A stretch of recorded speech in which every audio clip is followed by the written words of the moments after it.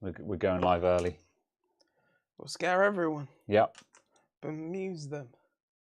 Are you sure about that, Marcus? There we go. I did the joke. I tried twice to type into the chat, John Cena voice. Are you sure about that? And then the chat was just like, you're not signed in. I'm like, well, the joke has faded now. The moment has passed. It's not funny anymore. Anyway, hello, everyone. How are you all? Here we are. I think we're both very tired at the moment, aren't we? I have had a slow morning that has caused me to be low energy now. Yeah. Which is not conducive to the show. I'm trying to remember. Oh, yeah, no, I have done it. For a moment, I was just like, I've had a reasonably productive day. And then I was just like, wait, what have I done? Have I actually done anything today? No, I've done 2 assembly jobs. I did do work. However, it was just also... I have done 2 5-minute jobs. Look, it was bigger than that. There were 2 teardowns. However, also, it was just this morning was just annoying because I came in with the disrespected video all ready to go live and was just like, ha ha ha, cheap video, go, publish, go. And then just as, what I tend to do with videos like that, I don't sit down and watch the whole way through them again. But, I'll just sort of jump to a couple of parts and watch for 10 or 15 minutes and then jump to another section and watch 10 or 15 minutes. And so I jumped through to one section, and that was the moment where I assume you haven't seen the video yet. No, yeah. Yeah. Well, I've been out. Yeah, so I'm taking this MacBook apart, and it's disrespected format, so it's just unedited. And the phone rings, so I'm just like, oh, one moment, everyone. I'm going to pause the recording while I answer the phone. And just as I'm reaching with the mouse to pause the recording, the phone is under the camera with the customer's phone number visible on the screen. And I saw that, and I was like, it's just a number. Like, there's no name. Anyone can punch a number into a phone and cold call someone at random. Like, do I need to? No, it has to come down. It has to come down. So I had to private the video, copy the video that's supposed to be 0 effort, no editing, no post-production. I then had to copy the source footage over to the Lianli that has Vegas installed on it, handbrake the footage from Flash video into MP4 because I record in Flash because it's crash proof. Convert it to MP4, put it into Vegas, chop out the 5 frames during which the phone is visible under the camera, export it, and then re-upload it. And then just to add insult to injury, the export doesn't take too long because there's so little editing there that there's no CPU work to do. So, the exporter was just like, brrr, NVENC go brrr, However, it was an old export profile that I don't use anymore that makes very oversized videos. Because I now export in HEVC. So the 1 hour export video was 12 gigs. Whereas in HVEC, it would have been like 4 or 5 kind of thing, So then I had to upload a 12 gig video to YouTube again, and it was just like, oh my God, this was supposed to be an easy video. So, yeah. So that's how my day went. A scammer can do with a lot with a number. Can they, though? I mean, I guess they can call them. I guess they could call them up and say, I'm calling from Adamant IT, couldn't they? Because they know it's a customer of mine. Or probably a customer of mine. So yeah, it was a case of, that reinforces that I made the right decision. Because like I said, I went through the 7 stages of grief of being like, does it really matter? Can I get away with that? And then I erred on the side of caution and was just like, no, just don't play that game. Because also, like, the other thing I mentioned in exclusive chat was just like, other YouTube channels have a rep for this, where they routinely accidentally show customer information and then just don't do anything about that, because like it happens now and then. But when it happens, it's okay. If it does happen, that is a matter of, no, you have to take the video down and edit it. You know, Yeah. that is the only viable, that is the only correct option there. No matter how much of a ball ache it is to do that, you have to take it down. So yeah, GDPR fines be expense. Maybe, yeah, I guess. I mean, you know, the number that called, I can't even remember who it was actually, but it could have been just someone calling up and just asking, making an inquiry. It might not even have been a customer. It could have been anyone. Might have been a cold call for all I know. I can't remember who it actually was. Yeah. But are you really is this the game I'm playing now? No, video's got to come. Take it down and edit it. So yeah. So yes. Still lots of static, says Jay. I see. Yep. Well, other people are saying that it's all fine, so I don't know what's going on. Audio is out of sync in the re-uploaded video, and the customer number starts with those. It's still visible. Oh, you're joking. Oh, okay. Right. Entertain the chat for a moment. I now need to go and look at that video to check if it's still a problem. Absolutely. Because yes, that is. I'm going to be livid if it's still there because I edited it out myself. You know. I did this myself. I have done this. Yes. I have paid the fine. The penalty has been done. Yes. Maybe they were trying to call you about your car's extended warranty. The joke is someone wanting to offer an extended warranty for an import Subaru. Yeah. Farphone says the number is not there. All right. So after saying it was there. Damn you, Farphone. All right. So what you're causing anxiety. Right. Okay. No, I'm checking it. I'm going to check it. You are going to prove conclusively. Yeah. I'm not taking chat's word for it because chat lies. So I will check it myself now. I will do the check. The check specifically for Graham. Graham's check. Yeah. If the audio is out of sync, then I don't care. However. Yes, JD, chat is bad. I have seen with mine own eyes. Whilst this is going on, and whilst you're over there and not having to look at anything to answer the question, did you order that computer with the 4120 and whatever it was? Not yet, no. Simply because I haven't gotten round to it. Fair enough. Just because I thought that was a very interesting sort of investigation, effectively. Yeah, I mean, we could do that now. We could bring up the spec for it and just talk about that if you wanted to. Well, yeah, absolutely. I was just surprised as to how expensive the stuff I thought was cheap was. Yeah, actually, now you mention it, this was we did.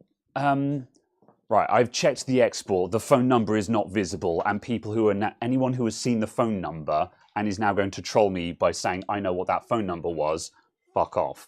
Basically, I'm done with that. Anyway, right. Also, why does this MacBook not know who I am? I don't know. Or why does it know who I am, but also it's not the name that's on the account that's signed into the account? It's got the wrong name on the account. Okay. And I don't know where that came from. Okay, so I reset the Mac to defaults, signed into a new account, yeah, and it's pulled up an incorrect name from an account that it should not have known about. I see. All right, how's that? Let me have a quick look at the account setup on that Mac just so I can possibly determine this. So I just noticed that and I was just like, wait, hold on. I specifically signed into a new account. I did the thing. Yeah, so as I was going to mention... So yeah, as I was going to mention, a while back we did a couple of streams where we were speccing up computers and saying, okay, what if we got a budget of this, what would we build, kind of thing. And I seem to remember those were actually really good. Those were really good shows, weren't they? People liked them, and I thought I enjoyed doing them. Yeah. Because one of my pet peeves is people who nitpick someone else's spec when that person has demonstrably not tried to spec something to the same price. kind of thing. Like Yeah. now and then, someone will be like, "Oh, I'm spending £1,000 on my computer, and it's got a seller on it," kind of thing. You'd be like, "Something's gone horribly wrong there, mate." You know. Yeah. However, now and then, I always you know, again, Yeah. when with this spec for Teb, he's switching to Teb because whenever someone says Treb, everyone immediately is just like Trev, like short for Trevor, and he's like, no, Treb, like Treblane. It's a really obscure reference that no one but me understands. So yeah, he's switching to Teb instead. However, I'll say that for now. Anyway, Treb, friend of the channel and works in the shop. He's building a new machine, and he's putting a Ryzen 4100 in it. And Caradog was immediately like, "But why would you do that?" And I'm like, "Because it's cheap." Yeah. You know, I had expected the 5500 or the 5500X, or was it the 5600? I can't remember. One of those two to be dramatically cheaper than it was, and I didn't realize they were like £90. Yeah, £100. it's still about £100. I was just like, oh, Yeah. I thought they were like 50, 55. I think it might have been JD or someone like that said, "Oh, you should get the 4300 instead because it's like £10 more and drastically better." It's entirely possible that will be a better option that we'll go for. Yeah. However, but yes, suffice to say, we're still talking about like CPUs that cost like £70 or so. And you might say, "Oh, well, a 5600 is only about £100 or 110." It's like, okay, well, that's now 30 or £40 you've just added onto the budget. Yeah. And which is 10% of the budget. Exactly. We're on a budget of about £400 to £500 here. So, like, if you do it, it's that old story of a tenner here, a tenner there, and suddenly you've doubled the amount of money you're spending. The only way to get the price down is to buy the cheaper items. Yeah. Otherwise, you just spiral the cost. So yeah, that's super weird. Did you change the details on this Apple account at any point? I changed the details on the account. Yeah. Changed all the details on the account. Yeah. Reset the Mac. So removed the old account from the Mac, scrubbed the Mac, re-signed into the new account on a Mac that didn't have any user accounts on. Yeah. See, it's pulled it all through, and I'm just like, something weird is going on. I've not done any testing where I've not done very much testing with signing into a Mac with an Apple ID, because the same with Windows, I always use local accounts and then sign into services, because local accounts just make, if you have to do any repair related stuff, local accounts are just so much easier to deal with. And I do the same thing on a Mac. I always sign in with a local account and then sign in with the Apple account. So the only thing so it would be very interesting if the Apple ID is storing a user account profile that is not getting updated when you change the name on the account. I'm speculating wildly here, but that's the only thing that would be an explanation to this behavior. Yeah. So it'd be interesting to put that to the test at some point. Yeah. So yeah. But just interesting. Yeah. I'd have to put some thought into dealing with that, but yeah, certainly it's I can't see any gotchas where I can't see any gotchas that are making me go, "Oh, well, that's why it's done that. That's where it's getting that name from," kind of thing. So yes.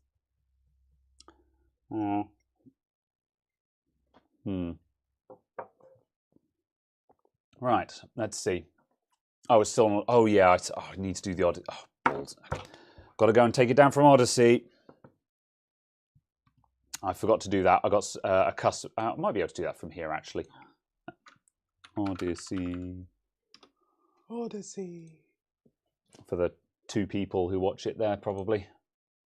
Don't know. I'm being unfair there. Oh, man.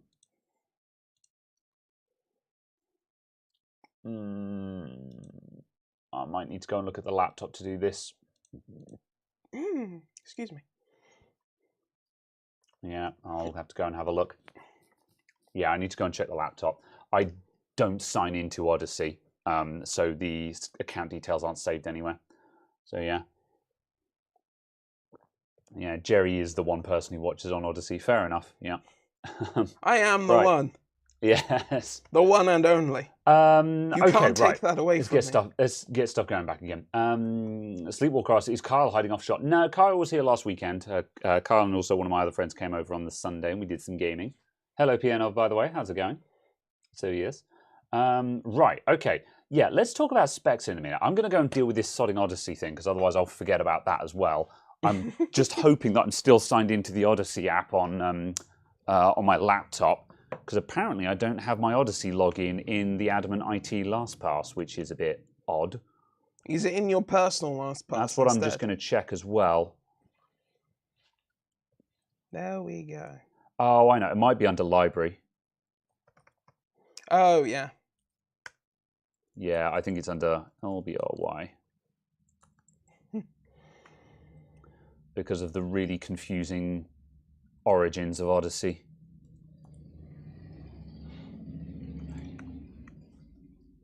Da da da. I don't actually particularly know or, want to know, other than knowing it is an alternate video streaming platform. Right, library. Doo-doo-doo. You haven't downloaded it? Oh, my days. How do I look at my stuff? You haven't downloaded our app. Please install our app to view your page. No! Well, yeah, unironically, yeah, that's how it works, and it's a pain in the ass. Okay, there we go. There's the old one, right. Please install this program to delete. view a program, to watch a program. About watching programs. Right. Right, I've just had to pay a cryptocurrency fee of like 0.0002 library coin to modify the blockchain. Because fuck the blockchain. What? Okay. Sure. I guess. But There we also go. no. Based off of PC part pickers pricing. Pick up a penguin. Yes, based off of PC part pickers pricing, the 4100 is £64 and the 4500 is £67. Oh yeah, so for the extra $5 there, that's a no-brainer. Or the extra £6. £4. Yeah, the extra £4. That's a no-brainer. That one, yeah, definitely. Yeah. The next cheapest option is the 5500 at £95. Yeah. Or lucking out and getting a second-hand 3600, which is against the rules. Yes, yeah. Is second-hand parts are against the rules because the idea is and plus also like how does the 3600 compare versus the 4500? I would expect it to be faster. I can't remember what the actual core specifications of the 4500 are. Oh, it is Zen 2. Oh, okay, it is Zen 2. But I would presume that the 3600 is faster because it will have more cache. That makes sense, yeah. More cache. Yeah. Right, that is... However, I am actually just double checking now the cache. Yeah. See if that updates later. Yeah, there's twice the cache on the 5500, but the 5500 is also weak in cache compared to the 5600, but it's still a case of it's still double the L3 cache, which, as we've proved with the 5800X 3D and with the 7800 X3D and so on, the cache is important. Yeah. Ryzen. Whoops, that's how you spell Ryzen. The Ryzel 4500. Right.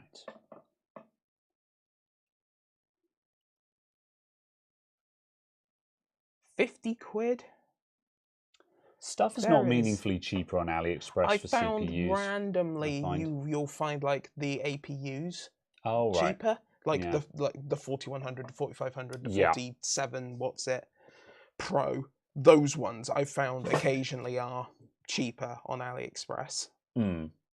But other than that, no, not really. Yeah. Oh yeah, it's £17-18 cheaper. Oh, interesting. Which, if you were building more than one, I guess is Yeah, worth looking at. yeah, yeah. That's an interesting thought. Yeah, and Does the it's 4500 have integrated graphics? yeah. Interesting. That might make. I wonder how well that would work for building, because I want to build. I want to spec a really good Office PC. I would describe it as an office box Yeah, PC. Yeah. because like the past couple that I've been doing, I've been putting 5600Gs into Oh because yeah. that's the most economically viable one. But it still feels a little bit like overkill. And also, what I really want, I want to get into a slimline tower, a low profile tower, because at the moment I'm building in micro ATX towers, and it just feels dumb having a micro ATX tower where you're using about that much space inside of it. But one of the problems is that a lot of low profile towers, you need to stick a low profile cooler on it or just something smaller. And the 5600G, you're still going to need that Wraith Spire on there Yeah. at least. Don't and forget that just the 4500 is still going to be a 65-ish watt. will it? Yeah. Yeah, Oh, fair because enough. that's what the rated TDP is. Oh, okay. Yeah. So the actual package Yeah. package power tracking Yeah. will be up to 88. I Yeah. think that's right. I can't remember what it is for AM4. Yeah. Yeah, I'm still constantly irked by the inability to find a reliable, cheap, no frills black box to build an Office PC Yeah. into. It's still remarkably difficult to do that because and also like just something that I can just buy on Amazon as well. I think, but That'll suggest you to go back. Oh, it is a two-finger swipe. And this now gets me to the thought of like, I wonder what would happen. You know, I could probably find stuff on AliExpress, but then because it's 3 weeks to lead time, stuff generally takes about 3 weeks to the UK from AliExpress. I'm now like, well, I'd have to keep parts in stock, and I don't know if I want to do that. But then I guess I could keep one in stock at any given time because I very rarely have more than one build on the go at a time. So yeah. Why would you buy an i3 4170 new for £55 when you can get an i7 4770K and motherboard secondhand off of eBay for £60? Yeah. I guess it's there for price comparisons. I guess. Your option on the Intel side is the 10100F at £69. Yeah, and that's an F SKU, so it means it's going to need a graphics card. Well, yeah, absolutely. But you're putting a 6600 in. Oh yeah, for this one, yeah, sure, yeah. Yeah, sorry. Oh yeah. Sorry, I wasn't I thinking jumped about to your Office box. yeah. Yeah.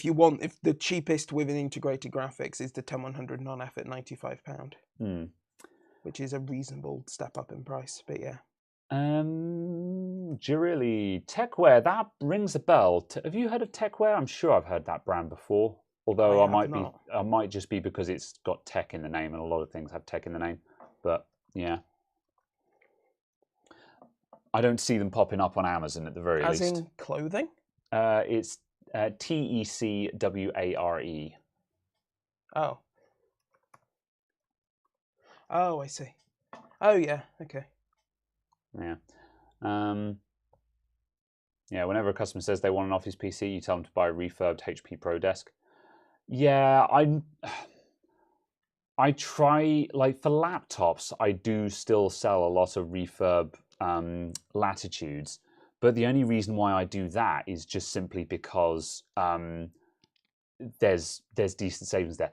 I don't know.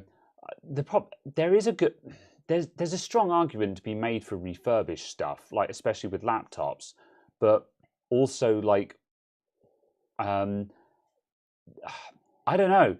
A lot of people just want something that's actually new, and they're like, "Well, I don't want refurbished. I want something that's new," you know, and you know can kind of relate to that.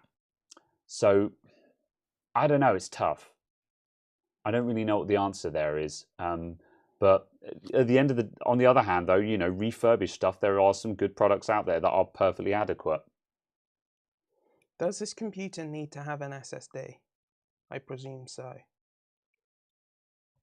We're not being that. We're not being those people and being like, a hard drive is 11 pence cheaper, therefore you get a hard drive. No. 1 terabyte SSD is standard. Don't mess about. That's, yeah. For an Office box? Well, yeah. I mean, I guess for an Office box we can go for 500, yeah. But like when a 1 terabyte SSD is sub £50 right now. You know, 40... I was just thinking only because a 240 gig SSD is 15 quid sort of thing. And if you're building this literally as an Office box that will have Chrome, Word, Windows, nothing else. That's a good 240 gig is enough. Yeah. It is kind of funny. I think we mentioned this last week about how I'd been looking at the Curry's website and just crying at how bad the selection there was. Yeah. We could probably build something that actually, reasonably matches those specs rather than demolishing them for about half the price. Oh my God, 40 quid for a Crucial P3 1 terabyte. Yeah, it's nuts. What? Yeah, it's absolutely nuts. Choose I've got 500 gig SSDs on my shelf at the moment, and I'm just like, I guess I'm just going to sit on these until the prices go back up. Otherwise, I'll just lose money on them. Yeah. Right, we want a... 240 gig is not enough in 2023. What, for Windows, Office, and Chrome? For Windows, Office, and Chrome, yeah, for an Office box. Don't forget, I'm talking about a literal Office computer, as in a thing used for working. Most people buying laptops these days are getting 250 gig class storage, and they're fine. The vast majority of my customers have less than 100 gigs of data. 250 is fine. Don't get, like, again, for a brand new machine, like, I am pained to go for 250, but if we're talking about how cheap can we make something that is not... That is actually still reasonably good. Cheapest minimum viable product. Yeah. 250 gigs is still minimum viable. Yeah. So yeah. Price dropping 15% a quarter. Well, until they're not. I mean, I don't know. They're low at the moment, but it's going to be a cycle. I could see the prices going back up again. Would you rather spend £210 on a 1660 or £204 on a 6600? I know which one I'd rather buy. What was the options again? 1660? 1660 for 210. Yeah. Or 6600 for 204. How is the 1660 still holding its value? Because people are idiots and keep buying Nvidia. Yeah. Yeah. Man, AMD are just such a better choice right now. Certainly at the £200 price tag. in the low to mid range, yeah. Also, Spud Nugget, no, the Fractal Core is bollocks. I'm actually calling you out on this. I'll be entirely blunt and say I don't actually think any of Fractal's cases are good. Some of them are acceptable, but they're not good for gamer PCs and things like that. For the kind of stuff that you would build in here. Right, that's a spicy take because, we might have to talk about this. I think they're good cases as workstation cases, as black boxes, as things like that. But I don't think they're good as gamer cases. Yeah. And I don't think Fractal should try and make gamer cases. See, because to a degree, I feel like they should go, here is the cheap Office box PC that's built nicely. Here is the workstation PC that is practical, that has the 14 drive bays, that has the mounting for the 4 radiators. Yeah. Those cases. Because that's what they did with like the Fractal 7 and the XL and the 5. I think you know what? I'm coloured slightly because my only view of their gamer cases have been the Meshify C. And I've just been like, these are fine. They're fine, yeah. But they're not good. They're not as good as your other cases. Yeah. They're acceptable for the price tags, as for the Meshify C anyway. The Meshify non-compact, I don't know how much that cost. I forget what the price tag on that was. Yeah. The obviously my experience at the moment is I currently own a Fractal Torrent, and the Fractal Torrent it's pretty good. I like it. It's not the most well designed case in the world. Yeah. I think that's the other thing as well. Yeah. Just the Fractal Torrent. It is a big case, yet somehow it's difficult to build in. No idea how that is possible. Yeah. However, it is a big showcase PC, yet somehow it is difficult to build in. I'd love to have a look at a Fractal North, But then, on the other hand, I think the pop is the answer to that. I need to. We're buying. That's a good point, yeah, because I'm that's buying kind a of pop their because third also- generation gamer Yeah, case, isn't it? So it I should think the be. pop is the answer to this question. Yeah, I really want to look at a North, but I don't have an excuse to buy one. However, also, just before, yeah, so I think I've managed to pull this back before Spud just hands in his mod ship and he's just like, I'm out, bye, so long, you know. Victory. Was this your plan? You were just trying to oust Spud. You were like, that's Spud. He's getting too cocky. We need to knock him down a peg, you know. But I'm not going to do it directly. I'm going to attack the things he loves, so he gets salty in chat and makes us be like, "Calm down, Spud," you know. Anyway, however, the fractal core is garbage. It's a garbage case. It is a tin box case with a fractal price tag on it, because it costs like £50 or £60 with no PSU and has the same quality as a color sit case that comes with a 500-watt PSU. God, this is hard. So yeah, I do not like the fractal core, because every time I buy a fractal core, I take it out of the box. I'm like, this is just a biscuit tin, but with a fractal badge on it. So yeah. Okay, you're being facetious. This is fine. Right. Okay. I'm glad we got that. I'm glad we cleared this. So, using... Oh, also, sorry, one more thing. Scott Doggy says the Fractal Pop XL Type-C is an add-on. Yeah, that's Really? the other thing that annoys me about their cases. It's 2023! Yeah. Put a Type-C on it! For the love of God, You're a premium brand. For the love of God, give me 4 front Type-Cs. It'll take up the same space as 2 Type-As. Literally just go... and then charge me 150 quid for the case like you're going to anyway. Yeah, I mean, I'm not asking for, I'm being reasonable here. I'm not asking for 4, but 1 front Type-C should be standard on any premium brand case now. Should be standard on all cases. Yeah. In my I was opinion. bitching about this in the Land Cool 2 review. Yeah. I was bitching about it being a DLC for that. Yeah. You know, and I think the Land Cool 3 has Type-C as standard. However, like again, the Fractal Pop XL not having that like the Fractal Pop XL, that must be £140, that case. I would presume for an XL. so. So yeah. And the Pop fans are not PWM. Oh, come on, Fractal. Come on. The Pop Air XL is either Yeah. £100 if you want it in white, or £165 if you want it in black. Sorry, say that again. I was £100 in white, £164 in black. 100 in white, 164 in black. Yeah. Okay, those are some broken colours. This also happens with Fractal sometimes. It's just the colours just are really odd. Apparently everyone wants the black. There you go. Is that heavily discounted? Is that like on sale or something? Or is that... I don't know. That's from Box as well. So that's, you know, it's not from some nobody. And then CCL are doing the same price.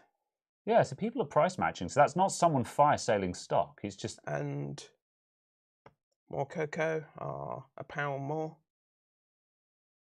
Because, no, that's £100. Oh, they're cheaper. Yeah. But then there's delivery on top of that, I presume. Even still, 100 quid for the Pop XL. Amazon is 108. That's not awful. That's cracking good value for money, in my opinion. Like at that price, I can forgive it not having PWM fans. You know, 110 for a big premium brand case with 4 RGB fans in it. Sure, they're 3 pins, but 3-pin is fine. You know. Yeah, it's not acceptable at 160 quid. No. At 160 quid, absolutely not. Does it have the Type-C, or is that just No, it's DLC. Yeah, no, that's nonsense. That's absolute nonsense. Yeah. 4 Type-Cs is overkill. Yeah, I wouldn't sacrifice Type A ports for Type-C. No, but it's just a case of in the same space as 2 of them, you could give me 4 Type-Cs. So giving me 2 Type-Cs and a Type A isn't hard. Yeah. In the physical constraints of your front panel area. I think the magic... So giving me a Type-C and a Type A shouldn't be a problem either. Yeah, I think the magic number is 2 USB 3 Type A's and 1 Type-C. Because 2 Type A's come on a single connector anyway. Yeah, exactly. And you need 1 header per Type-C.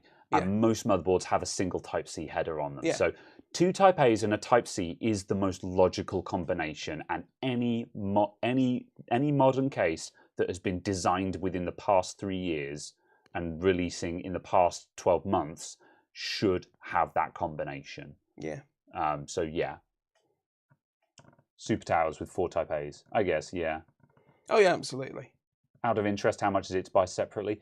Not sure. I would expect don't know. I'd expect it to be like £10 or £12, so like $15 or something like that. That's how much I would expect that to cost, and which is annoyingly expensive. It's not a king's ransom, but it's annoyingly expensive.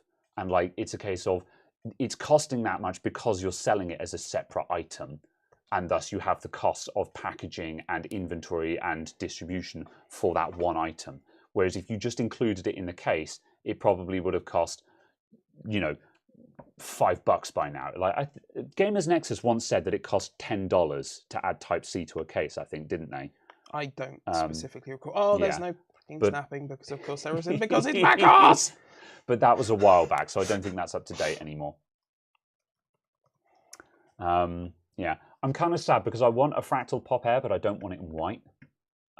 So yeah. However, also I'm not buying an XL anyway. The XL is overkill. I think we're buying the Mini for Treb's build. Yeah, we're buying the Mini for Treb's build, and I'm probably going to buy a standard for another build. Would you like an AMD Athlon X4 8870K? Oh no. Oh, why is it still on sale? Would you like an FX 6350? K-Dog says, I ditched the pop for a recent friend's build and just spent a little more on a LAN-Cool 216 because of stuff like this. Yeah, the LAN-Cool 216 is a very compelling option as well, actually. Yeah, I really like the look of the LAN-Cool 216 because it seems to have most of the advantages of the LAN-Cool 3, but without the expense. The LAN-Cool 3 has just got the extra extravagance on it that most people don't need. Oh, that might not actually work. So yeah, I'm kind of into that. Yeah. So yes. What colour is your motherboard? Brown. Looks at picture. Is clearly black. Thanks, PC Part Picker. In before Noctua motherboard. It would be the best. I was about to say, if Noctua released a baby poop brown motherboard, would you buy it? Depends. Serious question. I mean, I'd consider it if it was relevant.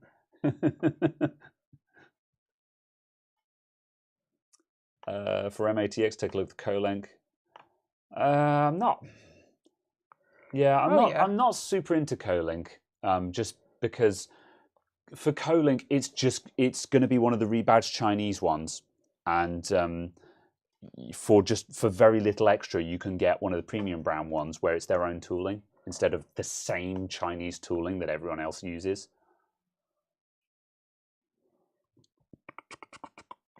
But yeah, Scotty's old enough to remember BioStar fluorescent blue and yellow motherboards. Heckin' DFI. Is it DFI? Yeah, DFI LAN party. Yeah. Yeah. Okay, right. I should have brought my laptop over so I could do stuff while talking now, because I'm also now curious. How much is the Pop Air Mini right now?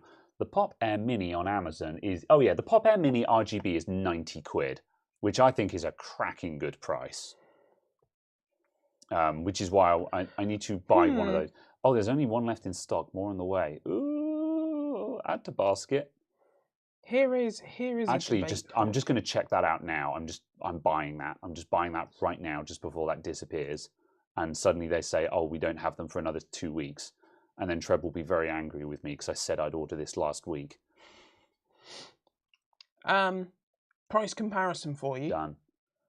Sticking 2 builds together. Yeah. So same power supply, case, video card, storage, and RAM. Just changing the CPU and motherboard between the two. Yeah. i3 10100F compared to Ryzen 5 4500. Yeah. the price difference is £11 in AMD's favour. Yeah. So yeah, the 11. So did you say 11 or 10-100? 10100. 10-100. The 10100F. Let's see, 10100F L3 cache, because it's the cache that kills those low-end CPUs. So what's the? Yeah, it'd be Arc.Intel. Yeah. Yeah. Cache. It's only 6 megs. Yeah. How is it only 6 megs? That's the same as the. Is that the same as the 4500, or is that 2 Yeah. So megs more? for that reason, the 4500 is probably fine versus the i3. Oh yeah.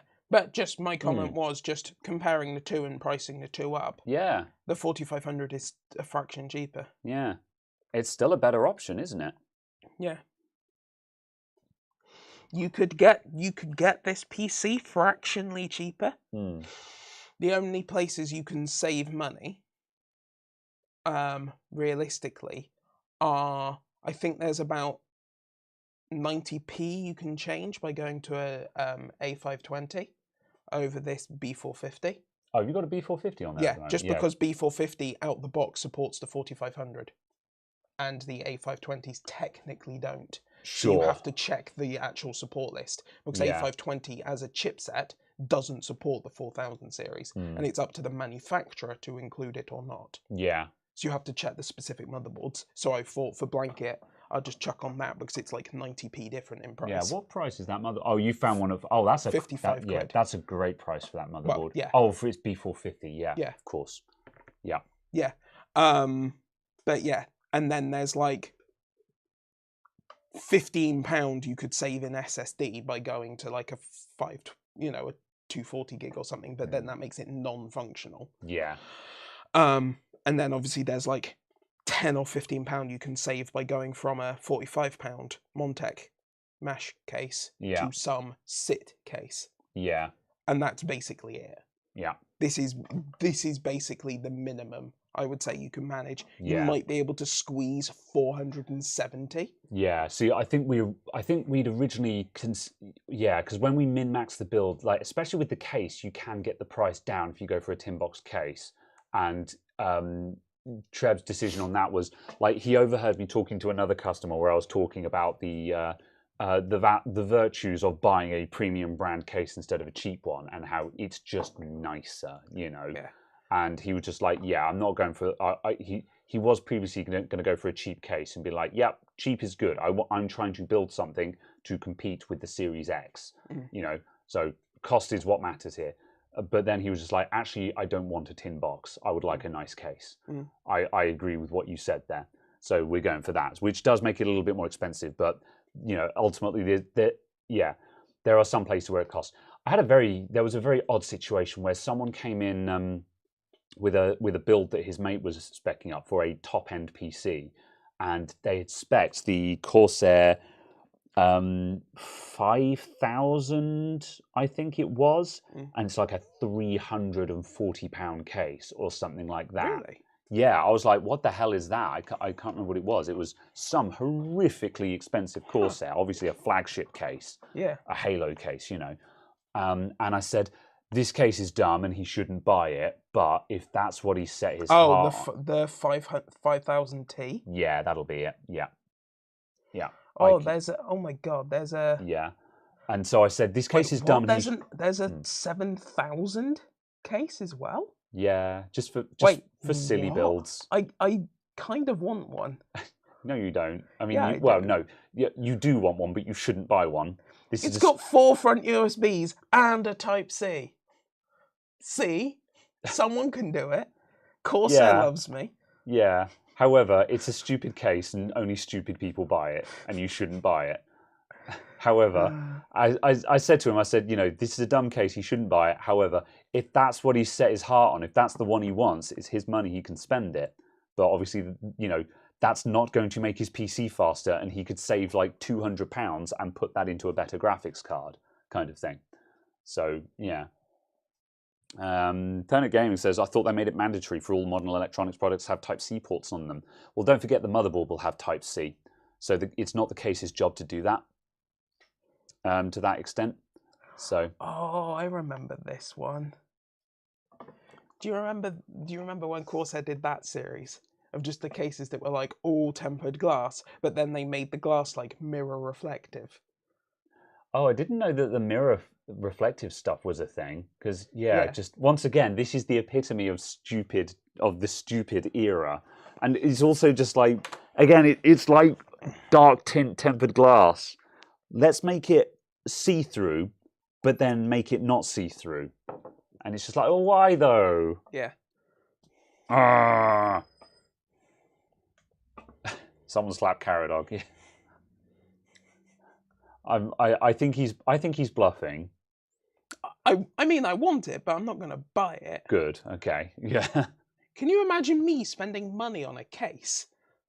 Yeah. I guess. Yeah, that's true. That hasn't happened for a long time, actually. I whinged about having to spend £100 on my 750D. Yeah. Like 2 years ago. Yeah, it's true. Very well. It's a box you put things in. Stop spending money on it. Cardboard boxes exist. They're free. They don't have good airflow, though. Well, actually. They have no restriction on airflow. Yeah. Yep. I feel like I should rebuild that computer and really annoy people by just building a computer that is my computer with a 4090 in it on a cardboard box on the floor, on the carpet. Okay, this is why I want to get into frame PCs, because like, you know, they're about 50 quid or something, and like that's still £50 more expensive than a box. Yeah. But it's what we want. The only problem with those is just it's hard to bolt coolers onto them and stuff like that. That's the only problem with that because it's really difficult to bolt an AIO onto one of those frames. Yeah. And I kind of want to look up all the fittings for those so I could just buy like bags of fittings and then just lengths of extruded aluminium so I could just cut to shape and be like, cool, I'm going to do this, and we're going to have a couple of bits that stick out here that I can bolt an AIO to, you know. Noise is the big problem with open frame PCs. Yeah, I can see where you're coming from with that. That was a problem I had recently when I was where I've been having problems with my torrent at home. I was running it with the side panels off, and I was like, Christ, my graphics card is loud at full tilt. But I don't notice it when the side panels are on.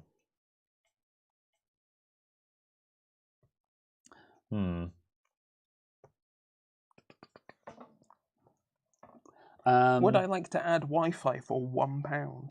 Yes, I would like to add Wi-Fi for £1. What Wi-Fi do you get for £1? I don't know, but it's the choice between the Gigabyte Z790 UD and the UD AC. Oh, I see. And I'm like, yeah. for £1, I'll take the AC version. Yeah, that's a no-brainer. I'm a big believer. I'm a big believer in buying the Wi-Fi version of a motherboard these days. Certainly for £1. Yeah, just because it's like, even if you're like, I'm never going to use Wi-Fi, it's like, yes, but now and then, when you need Wi-Fi, you need it. Like, you know, it's just, it basically means that like, if your internet dies, you can turn on the hotspot on your phone and connect your PC via Wi-Fi. That is a lot of utility that I've used a couple of times. And also remember that integrated Wi-Fi on motherboards means you've got integrated Bluetooth as well, which is also just a really handy thing to have. So if the Wi-Fi version is only like £10 more, it's a no-brainer in my opinion. Worth a thought, as long as it's not the Realtek Wi-Fi chip. 9 times out of 10, built-in Wi-Fi is Intel. It's also the one that's built into the literal chipset on the Intel boards. If it's an Intel board, yeah. For a lot of AMD boards with onboard Wi-Fi will have an Intel card on them. Yeah. Because it's just a tiny little add-in card tucked away in the I/O. So yeah. Oh, my nose. Excuse me. By nose. Oh, that was. Yes. Excuse me. My parts are incompatible. Why are my parts incompatible? I hate it when that happens. My RAM is incompatible? PC equals Ethernet. I mean, what? You're not wrong, but that's just not how it plays out in the real world. Also, I use a Bluetooth controller. Yeah, as I say, a gamepad. Bluetooth is handy to have. As I say, the utility of Wi-Fi is good to have, and also just a lot of people just don't run Ethernet to the bedrooms in their houses. So you've got a lot of kids out there that are gaming on Wi-Fi because their parents won't let them string a wire through the house or up the outside of the house. It's just not an option for them. So worth noting. Do you see the issue with the RAM?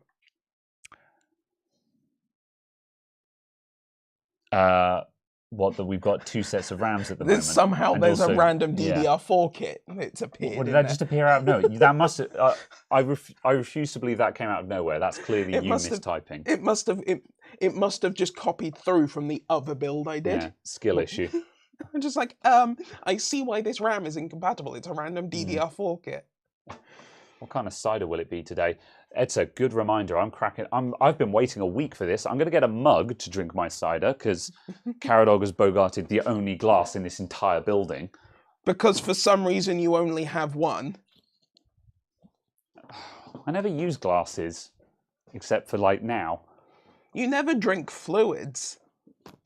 This is a separate issue, but yes. Right, the cider we're having today is a very special cider. Last Sunday, I went to the town market and I bought Dowding's Tower Brew Cider Medium. Cider. Oh. So yes, it's this one. It's award-winning. It's multi-award-winning.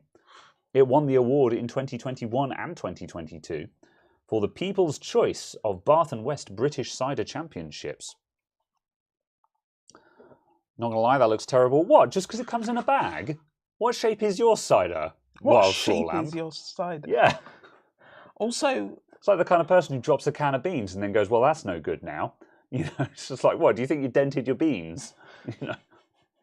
Also, what's going on with Arctic's liquid freezer pricing?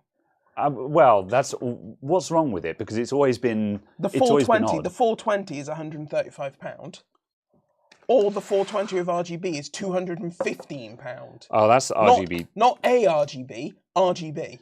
I love the liquid freezer, but the RGB version of the liquid freezer is garbage. But the ARGB version is 160 quid. Yeah, and which is entirely acceptable, I think. I think 25 quid for ARGB is acceptable as an additional cost when Arctic are building down to a price so aggressively anyway. Also, I'm buying the 420 because the 420 is cheapest. What? Yeah. That lives there now. How salty would people be if you built this computer? What are you just speccing up the most cursed build now or something? No, not specifically. Why would people be salty about it then? Okay. Is it because you're putting a liquid freezer 420 on an i5? Well, it's just because it was the cheapest liquid freezer. Yeah, okay. Well, the 3600K is £300. Yeah. 13600K. Oh.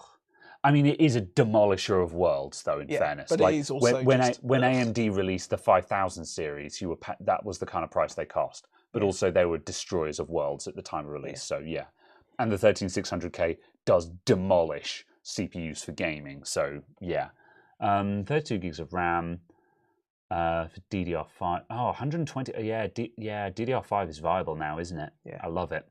That's only 5600, but it's also 5600 CL28, which is 6600. Yeah, so yeah, I feel like I'd want to spend less on the CPU in order to get to a better graphics card. But it was also more just the fact of a 500 watt gold power supply. See, that's fine. Nothing wrong with that. Although that much being said, though, that's gonna be running at 90% load basically all the time when the CPU and GPU are busy. That's true, yeah, because Intel, yeah, you're right, that would be a problem. That's why I was saying, I wonder if people would get salty. Yeah, I think my biggest beef with that is you've got no overhead. The question is, like, we know that the RTX 40 series is more power efficient for performance, Is all, and has. And yeah. I believe their transients are not as bad as the 30 series. Oh yeah. So right. basically, the The direction. performance per watt is dramatically better on the 40 Yeah. series and the 30 series because they are ISO power but higher performance. Yes. And the direction that I'm going in with this is that is because obviously everyone had to ramp up their power supplies because the 30 series were spiky boys. thirsty and spiky boys. Yeah. So basically, the direction I'm going with is now we're past the 30 series. Can we consider chilling out on power supplies again? Yeah. It's also a case though that just the fact of if you're building something that's like a 12600, 13600, and you wouldn't put a 6600 with it, but a 6700 XT, a 3070, you only need a 650 watt anyway, 750 watt anyway. You don't need these 850 watt kilowatt power supplies. Yeah. People were massively overspeccing, and it was also the case of, as I proved by running an 850 watt with a 3090 and an overclocked 3090 and a 5800 X3D on an 850 watt, it was absolutely fine. I never had a single issue with it. And whilst sample size of 1, it's also a case of I didn't have any issues at all. And, I was hitting 400 and something watts off of a GPU sustained. I do wonder how many people who have had problems just simply had revealed faulty wiring and stuff like that, because and also just power supplies that weren't actually up to the spec that they inferred they were. Just because my journey with the faults that I've had with my PC, which I shall go over again for the umpteenth time in just a moment. But first, thank you very much, Turnip Gaming, for the £5. Finally, I can donate again, so here's £5. Thank you very much. Thought your graphics card was loud. The PS4 Pro's CPU would make the graphics card sound quiet. I've heard that the PS4 Pro is ridiculous. I've not heard one in real life, but I have heard that they are quite obnoxious, which seems bonkers. The Amazing MG, hello, hello. How you doing? What's a good power supply to get now? Depends how much money you've got. How much are you looking to spend, and what's the spec? Because what's the rest of the PC spec? Yeah, what are the headline specs? Because I still find myself veering toward Corsair just because I feel like you can't go wrong with them, and also you've got really good options for modular cables if you go Corsair. But then the thing that I was coming around to saying was just my faith has been severely shaken recently, and also because I was having massive crashing problems with my PC, as anyone who watches my Twitch streams will know.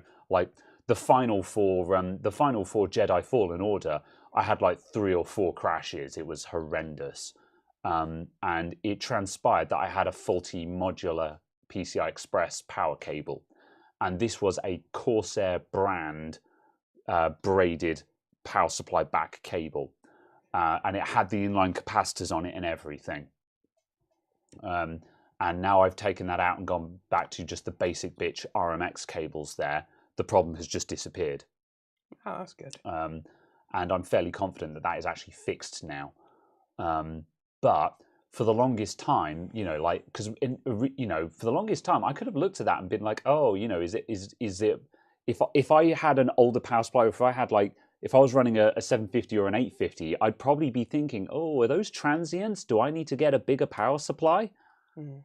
But yeah, part of me is really tempted to just throw on my RM650X with my 3080 Ti and just see what happens, just to prove a point. And I'd probably do that under the proviso of this is not recommended, but if you actually have a good brand power supply, do you actually need to overspec to allow for the transients? Or can you trust the power supply to just handle them? Well, it's also the point I proved. I ran a 3070 on a VS430. Yeah, well, the VS is garbage, and 430 is not a lot of watts. And if you were running a 3070 on that, it was just the 3070, so I was only using the PCI power on that VS430. Yeah, but it's a case of obviously that's still. There's still a case of showing that it's still supplying a decent amount of power. It's still decently I mean, supportive there. the 3070 is what, 250 watts? Yeah, but it's just a case of it's still, just because it's a VS430 doesn't mean it's crap and it's going to instantly fail because you put any load on it, kind of thing. It's True, obviously but there is this sliding scale. Also, the load was probably sub 400 watts, so totally. But just a case of obviously there is this sliding scale. Yeah. So obviously, if you're buying a 850 watt meh power supply but only loading it to 500 watts, you're not going to notice an issue. Yeah. It's also the other thing as well is the fact of like I ran, two 3060 Ti's and i5 on that Game Max 1050, and I ran that for 8 months. I think that without any issues. I think to a certain extent that might have been okay just because constant load. Whereas gaming, I think gaming load is where you're going to see those transients. But also just a case of that was a continual load for 8 months. As in there was not a single break in that 8 months. Yeah, that is true, yeah. And it was just a case of like, there was no fan issue, there was no power issue at all with that, there was no heat issue. That's more my point with that as well. Just, I was quite impressed with that. Yeah. I'm sure two 3060s is still only going to be, maybe 600 watts? So it's talking about maybe 650 watts total load, maybe a bit of transient in there, which is way less than the kilowatt rated label spec, but that's also 100% duty cycle. Yeah, because that's it's just kind of impressive still. That's what leads me to that thought of, if the transient issue is coming down, then once again we start finding ourselves in that realm of everyone is overrating their power supplies. Like the video I made like 4 or 5 years ago saying kilowatt power supplies are stupid, that still holds. They still are if you're building with, a 3060, 3060 Ti, 6600, 6750 XT. If you're building at that level. Yeah, it only matters when you're actually at the top end, because that's the point where the power requirements actually start ramping versus performance. So, yeah. The new Seasonic Prime TX line is looking promising. How much is a Seasonic? How much is a nice Seasonic power supply? Because no idea. They look really nice, but also I think they're eye-wateringly expensive, which is my beef. It's why I keep coming back to Corsair, because they're actually really well priced in my opinion. The cheapest Seasonic on PC Part Picker is 70 quid for a 550 watt bronze. Oof. Yeah. The cheapest gold is a 650 watt for £85. Yeah, that's not horrendous. How much for like a Prime? Because that's their nice ones. Any word on the microscope?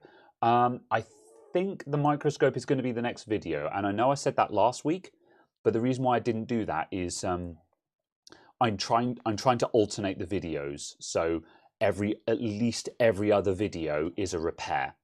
And I've got a lot of reviews or oddball videos in the pipeline. Well, the only oddball video was the VR video, but I've got a couple of review videos in the pipeline. So I'm trying to space them out with repairs. So I didn't do the microscope this week because I'm like, no, I want to fix something and then do the microscope. So yeah, I'm editing the microscope video this weekend. I thought the Focus were the good ones, because the Focus are the Platinums. Oh, okay, and the Primes are the Golds. Oh, yeah. Well, Gold is still fine, so Prime is fine. The Seasonic Prime 750 is £153. Yeah, see... Which is a little high. Yeah, that's not awful. That's still a premium price. Like, again, I think a Corsair is going to be cheaper. What Corsair? Corsair RM 750X 2021 is 135 for the 750 Gold. Yeah. Which is 20 quid less. Yeah, it's 20 quid less for still a very nice power supply. Yeah. And, like, at the end of the day, that's what you're going to go for, isn't it? Or if you want to go up a step on that effectively, you can get the HX 750 Platinum for 155. So, and then you got a Platinum. Yeah. Yeah. And again, I've got a love-hate relationship with Corsair for this reason, is because I still want to then buy the Corsair, because that means that if later on down the line I want to get some really nice braided cables, you know that you're going to be able to get them for a Corsair. Here's a conundrum. £145 HX 750 Platinum. Yeah. £149 RM1000E 2023 edition. So £4 more, but you go up to a kilowatt, but you go down to gold. I think gold. I think gold at a kilowatt is really pushing it. Yeah, but I'm going all the way up to a kilowatt power supply from a 750 for £4. So it's kind of a case of I can literally upgrade to a 4090 and not care. There's literally no reasonable computer I could build that I'll ever need to upgrade my power supply for, and it's £4 difference. I'd take the plat. Yeah. Like that much.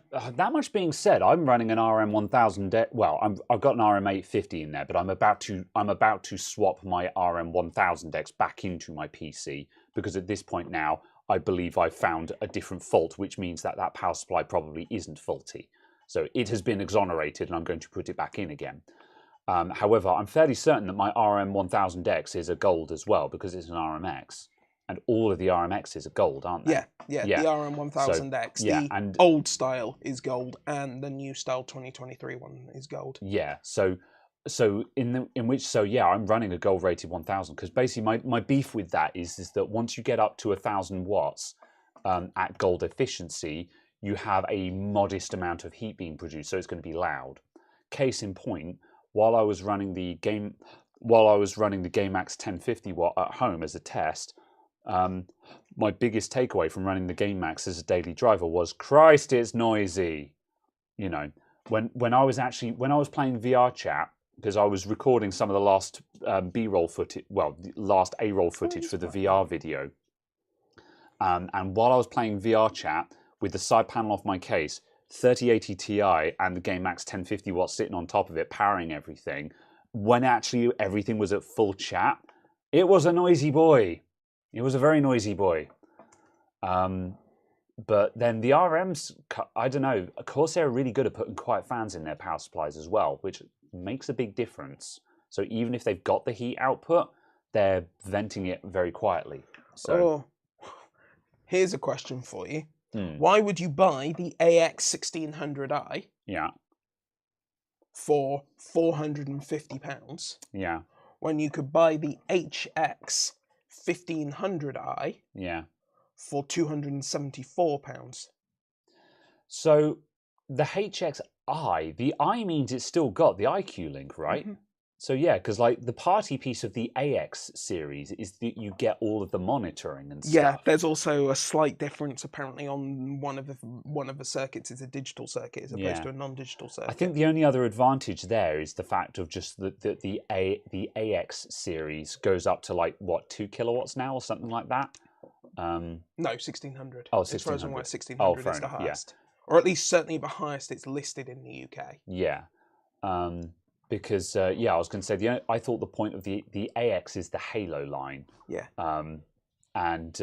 So I was just like, okay, well the cheap one's not going to make sense, but because they go to higher wattages than the HX series, that's where it's going to make sense. Yeah. But like the HX series goes up to 600 watt, 1600, doesn't it? No, it goes up to 15. Oh, okay. So there is a 100 watt difference. Fine. And there is a difference that the HX is only platinum and the AX are titanium. Oh, okay. That's what you're paying for is titanium. But it's kind of a case of it's like diminishing returns. Yeah, like platinum is. I think without running the maths, I think it is fairly safe to say that titanium is stupid and platinum is fine. I think the only time where you might actually titanium makes sense for the sub 10%. Yeah, I think titanium makes sense if you have a server rack and you have racks of 2 kilowatt servers kind of thing. And at that point you're going to care about those last few percentage. But for a gaming PC that is bouncing around between 300 and 1000 watts sustained, I don't think it really matters.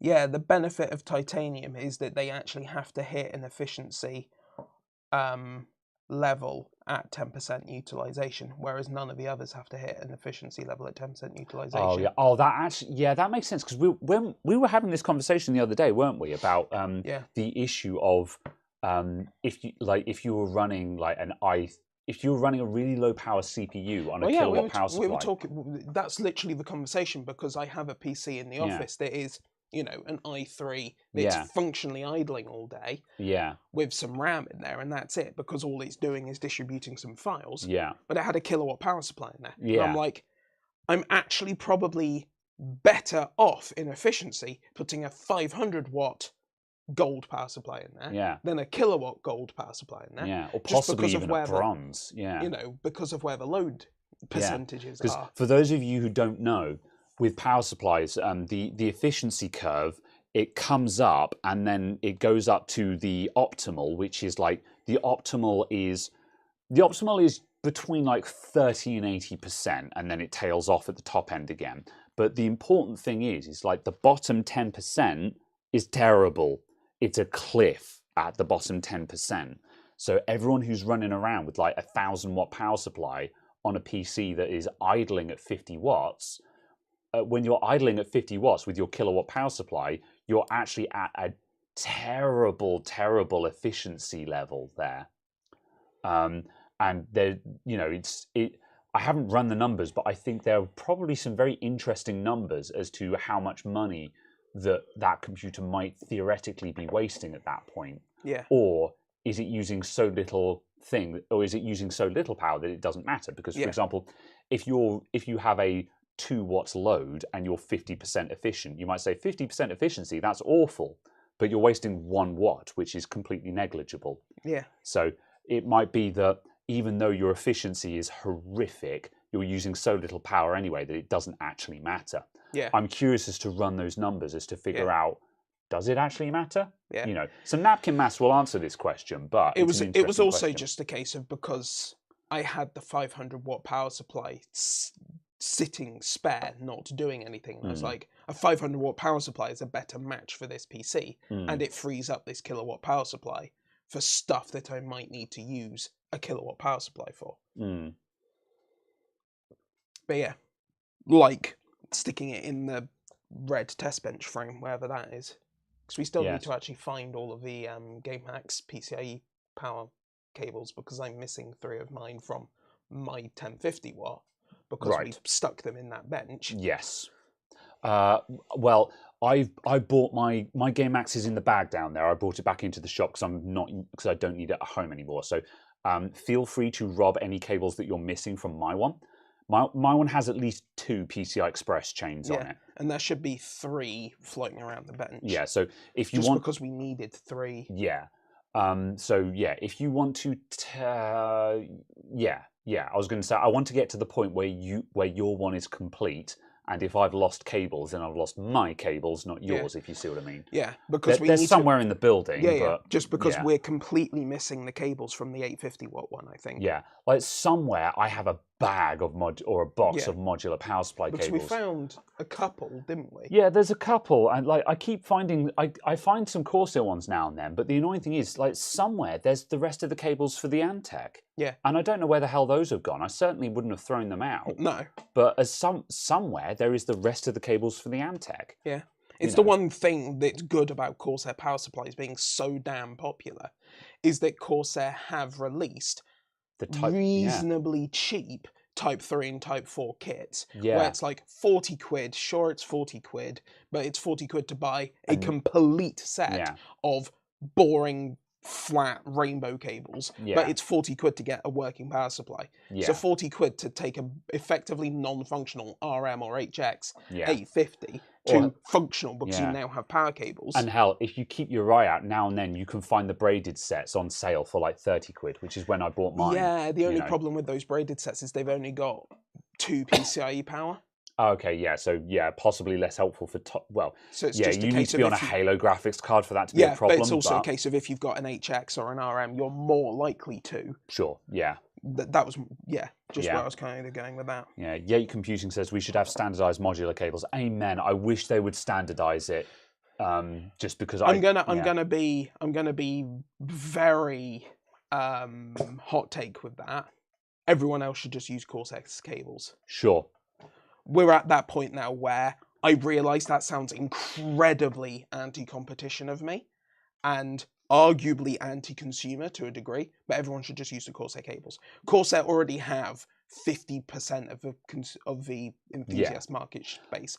I would wager I think that's reasonable. My only other comment from that is the existence of the Corsair Shift, which has moved down to the what's the small connector called?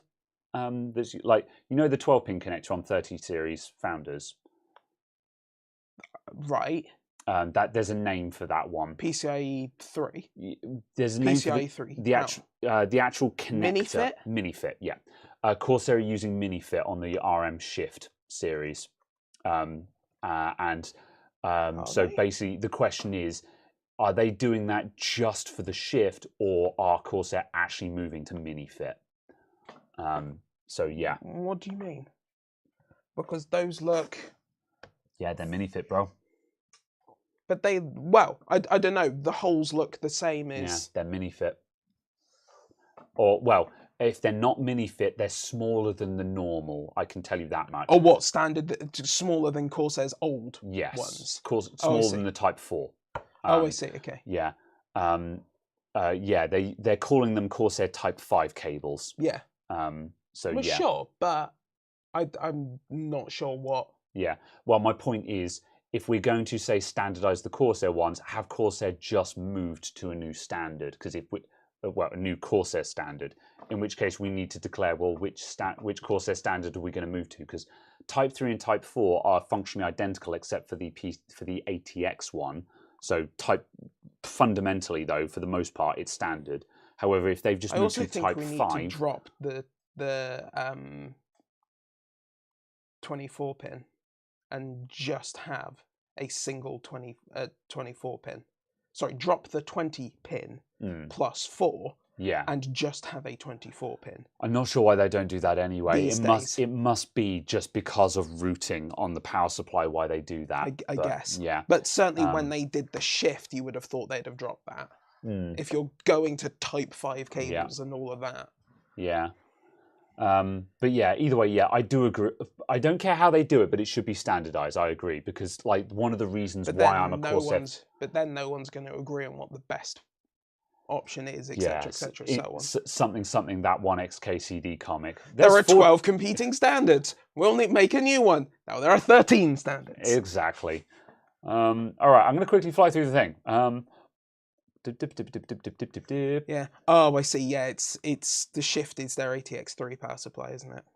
Yeah. Yeah. And yeah. That's the other thing as well. I haven't seen if there is a Type 4 to ATX 3 cable you can buy for Corsair. So I would hope so. Just so I don't need to use any other connectors on the 3090, 4090. Just so you can use a single cable going from GPU into power supply. So you get rid of the MiniFit to 4 PCIe. Because you should be able to. I don't know, actually. Because obviously you can just have it use 2 Type 4 plugs on the PSU end. Yeah, I don't know if Corsair have made a Type 5 to MiniFit 12-pin. Yeah, they have. Yeah. It's this. That's PCIe 5. It's ATX 3. Oh. Yeah. It's PCIe 5. Not ATX to be confused with high power that has the 4 sense pins on it as well. Because remember, the 30 series 12-pin MiniFit doesn't have the 4 sense pins on it. The 30 series ones do not have the 4 sense pins. Yes. Yeah. So is that what you're? Sorry. Say your question. Say your question again. The 12-pin power connector used on the 3090, 3090 Ti, and 4090, etc. Yeah. That to Corsair Type 4 on the power supply end as a single cable. Oh, I see. I'm pretty certain that already exists from Corsair.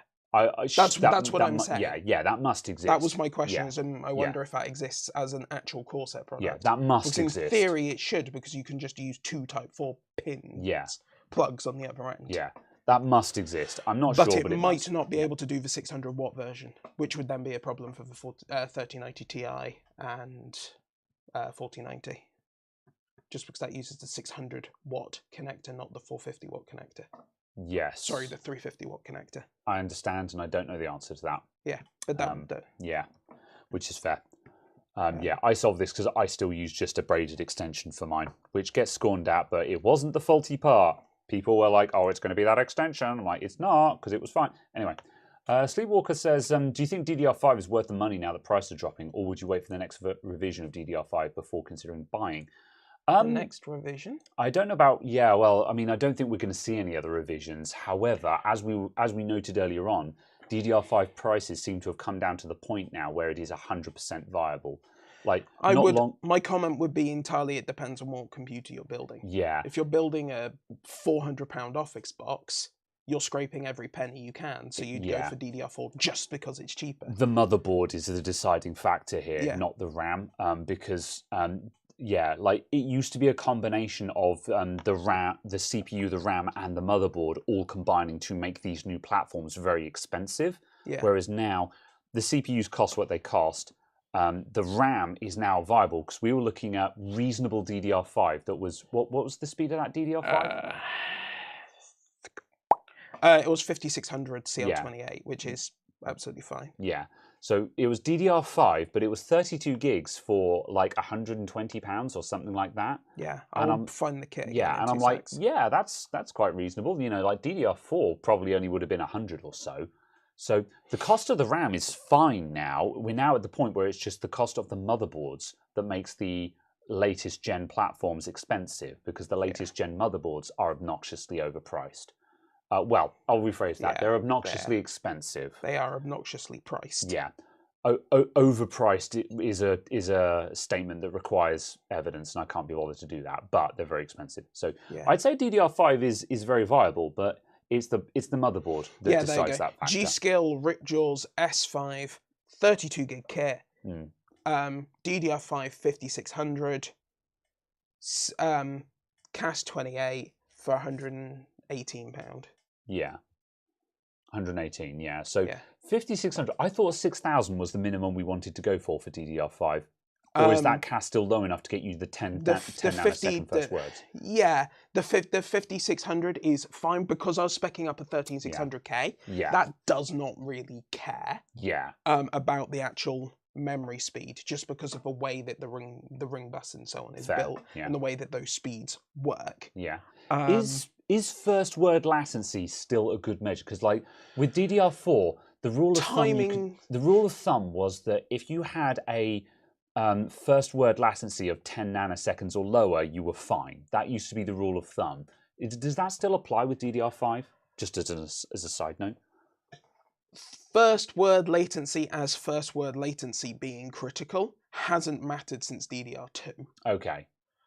Because CAS only mattered on SDR, DDR, DDR2 sort of thing. Okay. By the time we got to DDR3 and 4, there were secondary timings and tertiary timings. Yeah. And those secondary and tertiary timings are way more important than the primaries. Yeah. But nothing ever mentions them. Yeah. But the reason why I'm just saying, CAS 28 at 5600 is because it's possible that it will be fast enough to be a Hynix bin as opposed to a Samsung bin, and you don't want Samsung DDR5. Samsung DDR5 is crap. Yeah, okay. Certainly if you're an enthusiast who's willing to do some memory tuning. Yeah. If you're ever going to do memory tuning, the Samsung ICs are garbage. Yeah, because what I'm basically gunning at it here is, what is the thing to look for where you can say, okay, because this condition has been met, I can be reasonably assured that this memory will be at least fine, you know. It is the ratio of speed to CAS, because CAS is the only thing they tell you up front. And basically you want lowest CAS, highest frequency. Yeah, so that is still so it's not that lowest CAS is better, but again, it is still a good indicator that it's not garbage RAM, basically. It's that ratio. Yeah. It's that ratio, because that was the case with DDR4. Like if you buy like 3000 DDR4 3000 and it had a CAS latency of like 18 or something like that, like CAS 18 3000, I'm like, there's something wrong with that. That's trash. It's functionally an unbinned kit. Exactly. Whereas if you got like 3400 CAS 16, that doesn't instantly mean it's fast RAM, but it means it's not terrible. Yeah. Basically, it will be at least good. You know. I need to give me un moment. 3400. 16 or lower. The 12-pin is microfit. Standard PCIe is mini-fit. Noted, Si. Thank you. 3600 CAS 16 gives you a first word latency of 8.8. Say that again, sorry. 3600 is dramatically cheaper than 3400. Yeah. Anyway, so 3600 CAS 16 is 8.8, did you say? yeah. Okay, that's 3600 yeah. Right. CAS 16 is what I'd be aiming at for DDR4 anyway. Yeah. Yeah. Or obviously, if you're going balls to the walls, you know, it's like 3933 at CAS 16. Fair enough. For the record, by the way, I keep asking Caradog to repeat himself today, and that's just because I'm tired and I'm drinking at the same time. So I'm going to keep being like, I'm sorry, I was reading chat and not listening to you.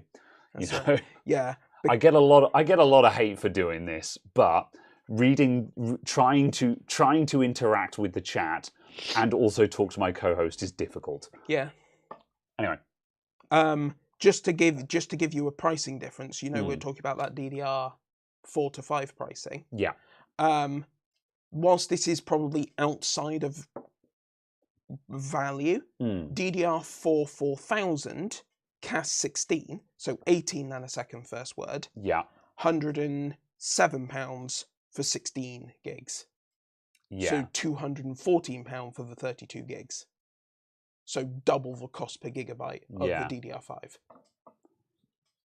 Yeah. Fair enough, yeah. So the TLDR then is that DDR5, it's slightly more expensive than DDR4, but not in any meaningful way. It's not really a factor anymore. Yeah, it is not going to be the overriding cost factor. I think my one-liner conclusion of the motherboard is now the deciding factor of the cost of these platforms, that seems to be holding true, I think. Yeah, absolutely. So, fair enough. Also, Jay says, I'm sleepy hearing RAM speed details. Me too, man. I know.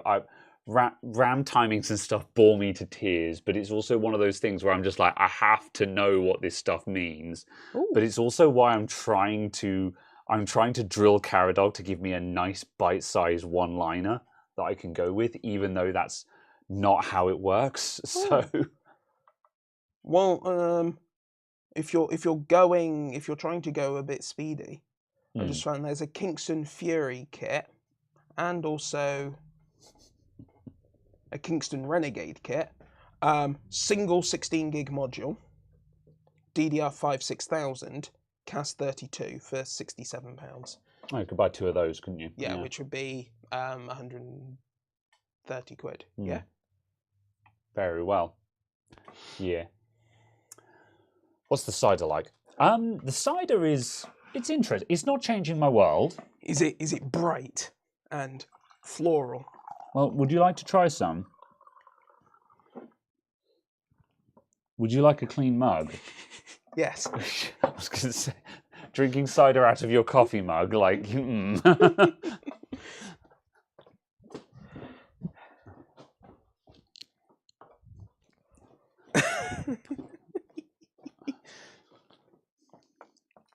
Yes. Do you want a mug full, or do you just want a sample? I'm happy to have a mug full. I will drink it. I'll give you a half mug as a non-committal. Excellent, thank you.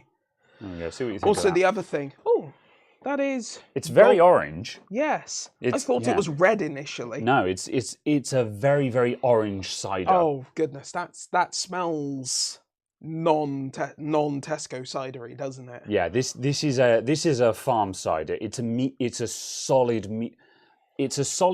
Well, from sweet to dry, it is a solid medium. Like, you take a taste and you're like, oh, that's drier than I'm used to. But then it's got a sweet end to it. You really taste the apples on this one. Yeah, that's really good. That's really good, actually, cider. Yeah, it actually tastes of apples instead of cider, if you see what I mean. That's actually cider. Interesting. Yeah, because I was going to say, you're not a broad, like, I'm not I'll drink anything kind of thing. I like good ciders, but I'll accept anything. There's very few ciders where I'm just like, I can't drink that. I'm sorry, you know. Whereas you tend to be a bit more that, like you've said a couple of times, there are a lot of things where if it's not A, B, or C, it just makes you feel ill kind of thing. Yeah. So like you going, oh, that's good kind of thing. That's fairly high praise. Like there is a lot of cider that I can drink, sort of thing. I can drink basically all cider, but it's like beers. Can't drink beers at all. Like I try. Like with beers, I can manage about a mouthful before I feel violently ill. I'm not going to be. I'm not actually. But just the taste disagrees with me so much. Your body is just like, no, stop. Yeah. Yeah. And it will pass quickly, but it's just a case of I'm just like, I cannot force myself to drink this. And that's so I was like, I am going to die. Yeah. But yeah. Yeah. Jay says Japan beers are okay. Yeah, I do quite like sort of light beers. I still struggle to get on with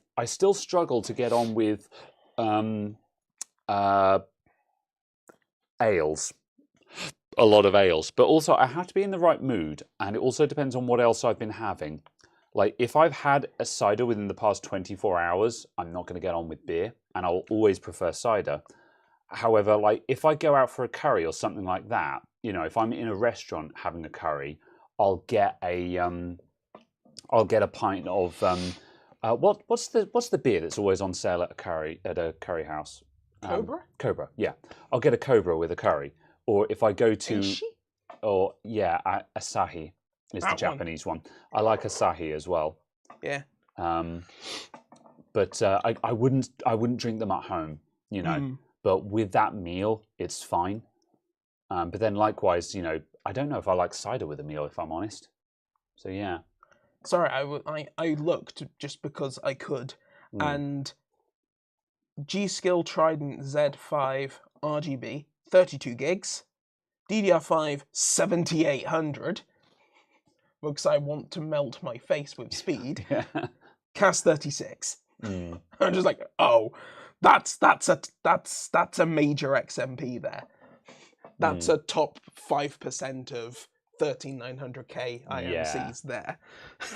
Scotty Doggy also raises a reasonable point. If it's AMD, you've got to watch the dividing speeds for the Infinity fabric. Yeah, which is why you don't want to go over 6000. Yeah, if it goes over speed, and it'll fail, and you can't get if you can't get a decent division close to 2000, you kneecap your CCD transfer speeds, CCX transfer speeds. Yeah, absolutely. That's a very valid point.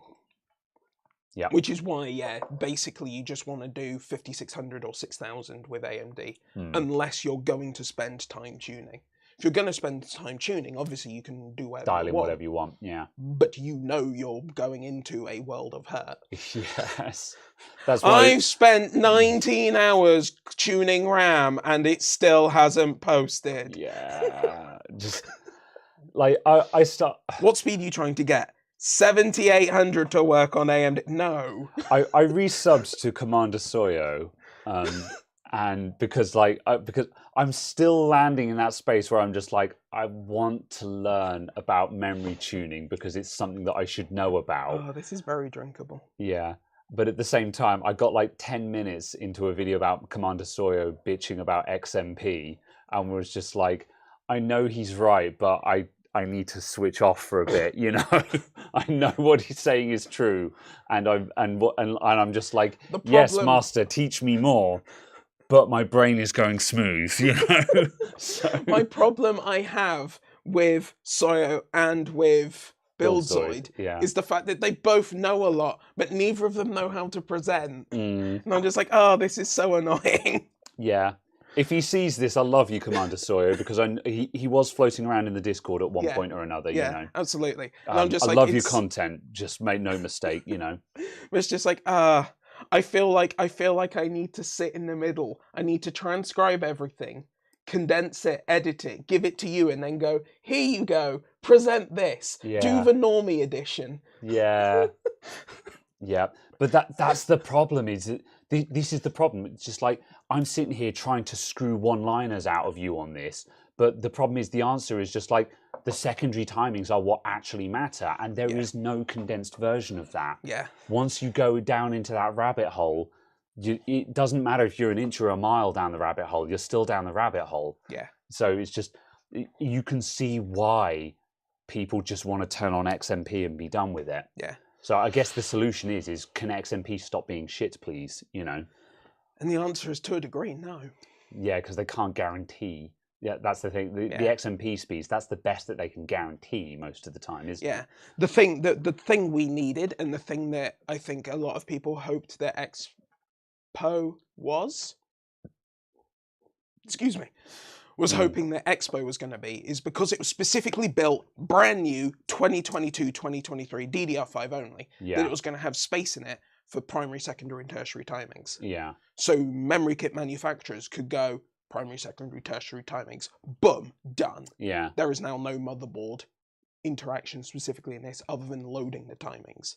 And you could have that full set of tuning pre-done. So XMP Expo would get a set better. Yeah. Because it's a full stack Fix of the timings. mistakes of XMP, yeah. Yeah. Because XMP has been around for a while now, so it's just like if we're making a new standard, we can build on the mistakes. Or at the of very previous least, it was one. going to have primary and secondary timing set in that kind of thing.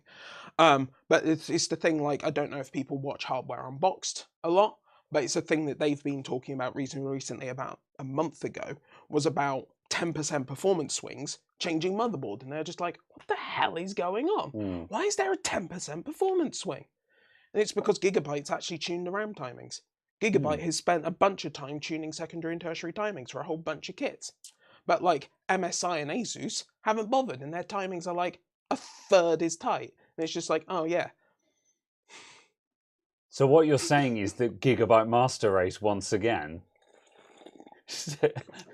Little finger out, slurp, yeah. Oh, Gigabyte! If only the exploding power supply hadn't happened.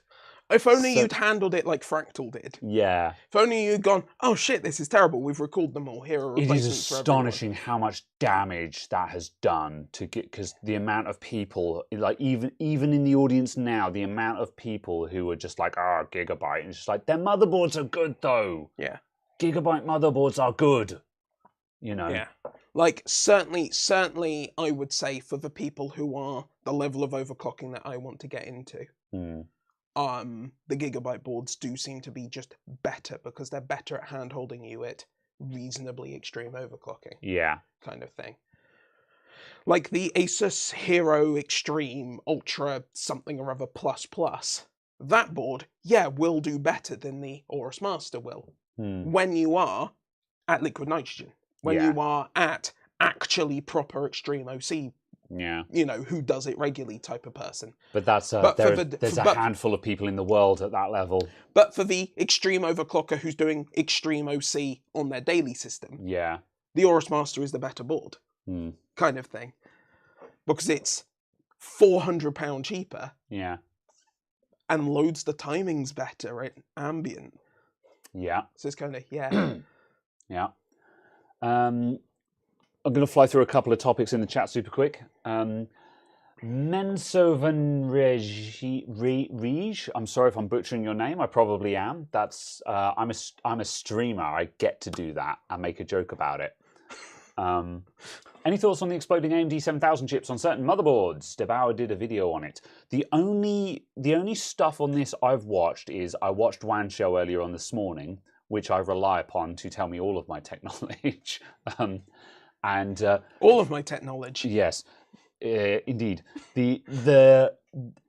So the gist of this, people may have seen at this point the headlines that some of the Ryzen 7000 chips are going bang, and I believe it's the X3D models only. It's all of them. All of them. Oh, okay, fair enough. Where basically there are some horrifying pictures of some very popcorn-looking CPUs, and it seems to be that it seems to be an issue where the SoC voltage rails are permitted to go outside of operating range, then the chip fails and the rail goes short circuit, and then immediately you have a short circuit inside the CPU and it popcorns the CPU and you have a dead CPU. AMD have addressed this with a BIOS update, or specifically an AGESA update, that obviously puts in stricter conditions on these rails, preventing them from going outside of nominal areas. They say this does not affect memory overclocking and stuff like that. So presumably there was a rail where they hadn't really put in any restrictions because there was no reason to fiddle with that, but something like some auto settings have allowed that rail to go out of spec or something like that. Yeah, there was also something funky about enabling Expo is putting some SoCs to like 1.45 volts. Yeah, and I'm like, excuse me? No wonder we had popcorn CPUs. Yeah, so there's some weird stuff going on with some SoC voltages. Yeah, so that seems to be the root of this. It sounds like the BIOS update, well, a whole chunk of BIOS versions for boards have been pulled by manufacturers. Yeah. Oh, that's good that they've actually responded to that. Yeah. So it sounds like the AGESA update that actually locks the problem voltages to the correct levels. It sounds like that will probably alleviate this issue, but by my understanding, that is fundamentally all we know at the moment. Gamers Nexus are working on an actual post-mortem of this, and have apparently killed 2 CPUs doing so. Yeah, so Gamers Nexus will actually have a full top-down video on this at some point soon. Yeah. So I think if you really want to know the guts, that'll be it. But that's the 30,000-foot overview of the situation. And the interesting comment from GN before seeing anything else specifically about this is, Asus, why are you throwing AMD under the bus? Gamers Nexus, we are the bus. This is like, oh, I see. I don't know what the context for those statements are, but I'm just like, oh, yeah. Well, fair enough. If a BIOS update can fix AMD CPUs, can malware unfix it? Yes and no. People have often speculated the idea of a BIOS that can melt your computer. People have often speculated of a virus or malware that can melt your computer. This has been an idea that's existed for as long as viruses have, because once upon a time the BIOS was probably very exposed and very basic, and I think you could write viruses that would just dial in 5-volt vCore onto your CPU. However, this has not been I don't think this has been a serious threat for a very long time. Wow. Because motherboards went through a phase where BIOS updates were actually locked unless you changed the setting in the BIOS for this exact reason, to prevent a virus from updating your BIOS to a malicious BIOS. But not even that. Because AMD has Ryzen Master, and because Intel has XTU, you could do it in software. You just maliciously distribute a custom version of Ryzen Master and XTU, which just calls through, I presume there's some sort of API or something, that then calls to the chipset that does the thing, and you just inject those settings there. Because you can set whatever voltage you want through Ryzen Master. Yeah. However, that being said, though... So it's kind of... Yeah, that being said, we're not hearing of this happening. No. So presumably that it is not... Because how do you make money off of it? Yes. Why would I risk going to jail for distributing viruses when I'm not making money off of it? Why wouldn't I just put a crypto miner on their PC? Why wouldn't I just steal all of their data and sell it? Why wouldn't I subscribe them to a botnet? I agree with that at face value. I still think there are people out there that will do things for the infamy. But that much being said, we haven't seen anyone do it for the infamy either. So it's a case of it doesn't appear to be happening in the wild in a meaningful way. So I can only assume that the issue of managing to create, like, for Ryzen Master and Intel XTU, those systems are locked down too much to make that viable. And in terms of hacking someone's BIOS, it is too difficult to, it requires too much of a targeted attack to determine what motherboard someone has, so you can write a custom malicious BIOS for them. Like now and then I get some nut job come in my shop and say, I've been hacked and I've got a hacked BIOS on my computer. And I'm like, no, you haven't. And they're like, oh, I have. And I'm like, you haven't. I'm not, yes, that is technically possible, but no, you haven't. Because if you've got someone who is targeting you that bad, because threat profiles exist. Yeah. If you have someone who is targeting you that much, you are hiding from Russia or you're hiding from North Korea, and you have a much bigger problem. If you have would not be allowed to walk into my shop. If you have someone who is targeting you to that degree of specificity, you have heavy metals in your tea. You know, so so yeah, little fingers out, slap, yeah. Luckily, we're in Shaftesbury, not Salisbury. It was close, man. It wasn't far away from us. Do you know how tall that spire is? Yeah. I do love visiting the world-famous Salisbury Spire. Yeah. It is 357 feet tall. And also regarding this, Jay just pointed out secure boot is a thing. This is exactly what secure boot is designed to deal with as well. So yeah. There was another question that came. Oh yeah, no, it was a brief. I'm just going to quickly cover another. I completely missed it, whether you did or not. But did you respond to the super chat? That was from, I think it was Turn Up Gaming. Yeah, that was Turn Up Gaming. Yes, we did get that one because I remembered it occurring. Then I do not actually have a recollection of. Yep. No, we got Turn Up Gaming. Hi, Turn Up Gaming again. By the way, you know I do appreciate you. You have done many super chats, so yes. But yeah, anyway. Also, Firephone asked earlier on, have I ever done USB Type-C port repair? I have twice now, but I haven't been recording for either of them because I've been flying by the seat of my pants going, while doing it. And both times I've succeeded and been like, damn, I should have been recording that. So yeah, I've got pictures that I was posting pictures in the Discord during the week of a Type-C port repair that I succeeded on. And I'm very proud of myself for doing both of those. I feel very accomplished. That soldering job looked a bit wild. Yeah. Like, remember when I was trying to fix the Dreamcast VMU and I was trying to do the trace repair on that and just failed horribly? I could have done that. Today, if I did that again, I would have won. Yeah. That was one of those times where I'm just like, I have gotten better. I'm better than I was. Yeah. And I watched that stream randomly within the past 4 or 5 months. Oh, interesting. Yeah, that was a stream that I'm not particularly proud of because it was a horrible failure.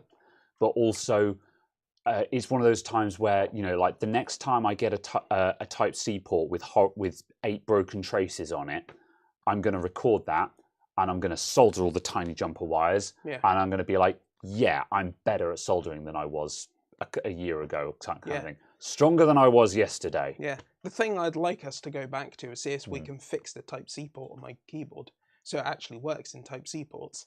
Maybe that wasn't a skill issue. No, that wasn't just it was a skill issue in the sense of we don't know what parts we need. Yeah, but it's someone asked a question last week. I think that came up in chat. Someone asked about that, and I was going to answer that question, but I just got distracted.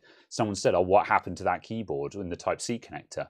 And it works as long as you use a Type A to Type-C cable. Yeah, and it works both rotations, but it just will not communicate Type-C to Type-C. And it's like, the hell is up with this? Yeah. So yeah, we should come back to that. So I'm interested in coming back to that. Yeah. But we're going to have to sit down and research as to what is actually wrong with it. Yeah. And there's also the other thing as well. I'm going at some point to be going to the US, and when I do that, I'm going to buy all of the parts from Code Keyboards. Oh, cool! Because they've got a V3 of that keyboard which has a Type-C. Controller board, and they sell the controller board on its own. Yeah. The controller board on its own was saying like $15 or $20, but the shipping on it to the UK was saying like $60. I was like, oh yes, I can buy this $15 component for $75 with shipping. And I was like, ugh. Yeah, sucky. I do not understand how other countries get so screwed for international shipping. Yeah, yet we don't. Yeah. And before anyone says it, the Royal Mail is not subsidised. It's a for-profit company. It makes money. None of it is subsidised. Yeah. It is a bummer. There's so many things that I want to buy from the US. Predominantly US, yeah. Where I'm just like, I'll pay, also fandom stuff and and creator merch. I'm just like, I'll pay your merch prices. But it's the delivery costs that I can't stomach. Yeah. You know. Because it was like I was looking at the LTT store a while ago Yeah. and the GN store, and I was like, I have to pay double the price that you have on your website for the shipping. Yeah. Yeah. We should do a group buy at some point, like in the Discord or something, and buy like, I don't know, 20 or 30 shirts and then redistribute or whatever. Yeah. But I don't know. The problem with something like that is, well, no, I guess it means that we could split the delivery cost for us personally. 'Cause I was going to say it's a lot of effort for whoever does the group buy to organise because they then have to the group buy redistribute. just doesn't pay. Yeah. They just don't pay the shipping. Yeah. They pass the shipping costs on to everyone else, and that's what their benefit is. Yeah. Because that's the way I've always done it when I've been the advantage buying if, stuff. if I let's say we did a group buy and said, okay, we're doing a group buy, we're all going to buy GN merch. Yeah. And I would then have to buy 20 shirts and send them to 20 people. However, in exchange for that hassle, I have then managed to get a GN shirt without paying the shipping fee because it's been spread across. So I guess that's the advantage there. So yeah. Oh, CMI Zappa's in the chat. Oh, hello there. CMI Zappa, hello there. Yes, it did. I'm going to go to the bathroom, then I'm going to show off your gadget because I don't know when it's going to come up. I'll be right back. That was a really weird segue. I'm sorry. I'm sorry, but the combination of those two statements. Well, look. I'm going to the bathroom to show off your gadget. I don't need you showing off your gadget. Thank you very much.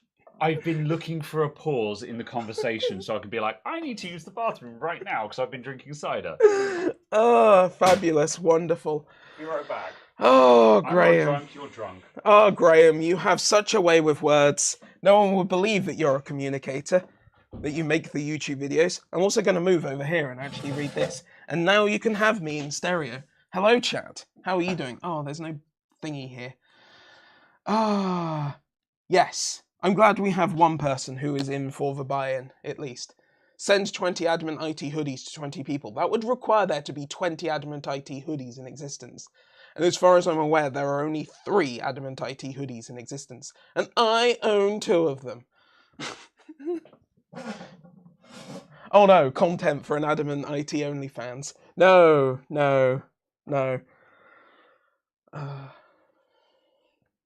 Yes, JD, I have 2 Adamant IT hoodies, because they are the finest of quality of hoodies. But seriously, they're really good hoodies. I really like them.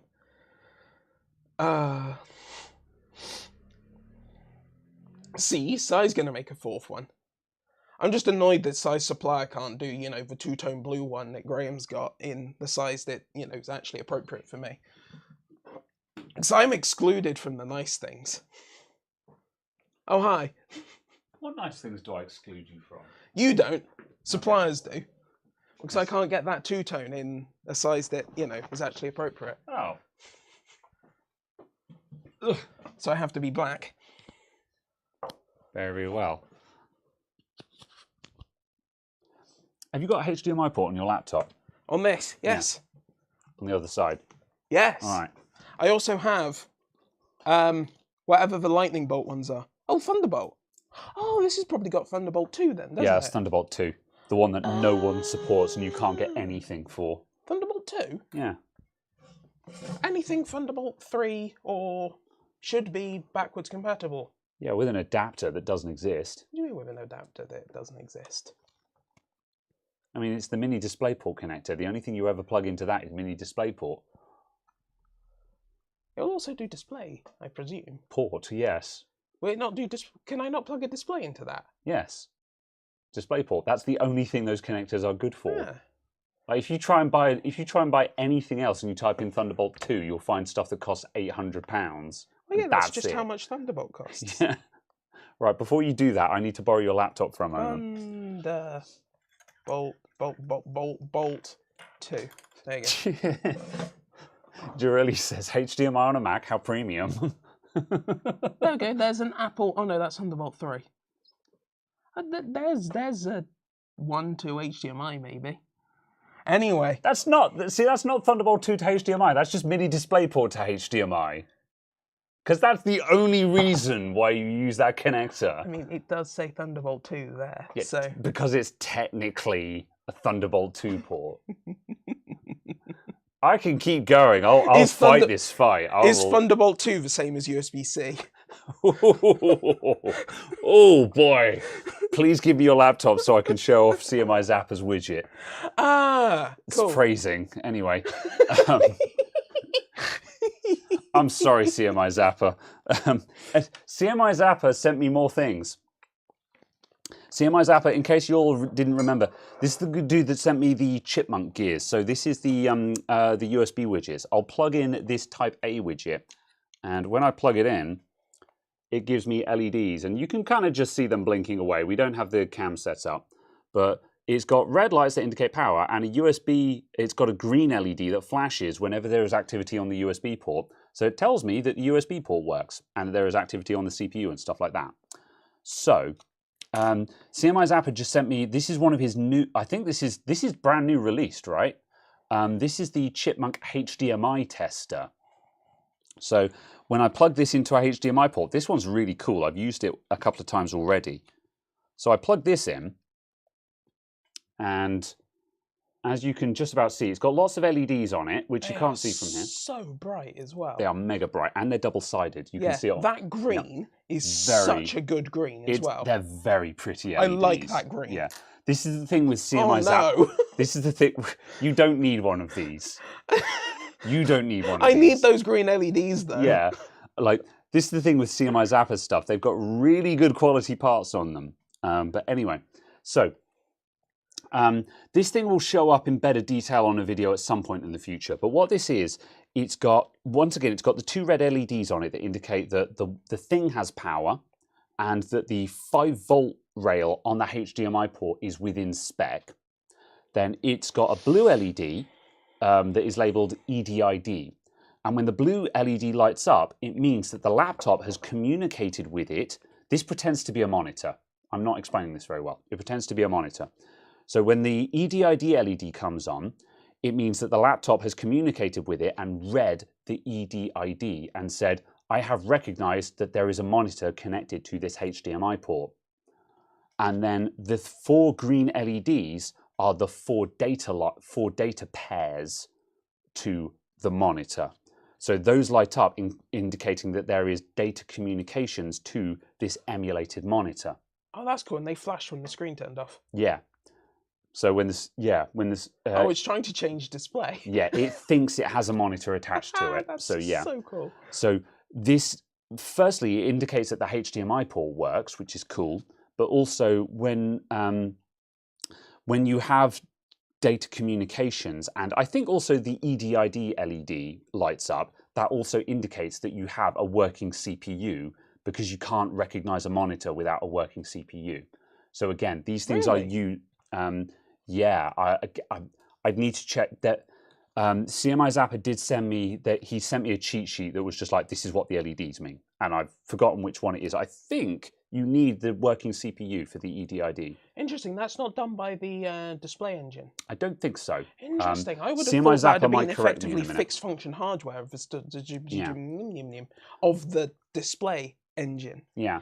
So not only is it testing your HDMI port, but it's also indicating that there is CPU activity. So whenever you plug it in, if you plug it into a laptop where the display is dead and off, if you plug that in and you're getting the LEDs, you know that the laptop is actually posting and trying to talk to the monitor. And that tells you that you probably have a display fault and not a dead CPU. Whereas if you've got a laptop that powers on, but has a black screen, and none of the LEDs on that guy are coming on, you probably have a dead CPU, or your board isn't powering up or something like that. That's the gist of it. So yeah. CMI Zappa says, I'm not sure. I suspect the CPU and the GPU have to work together for the EDID to be read.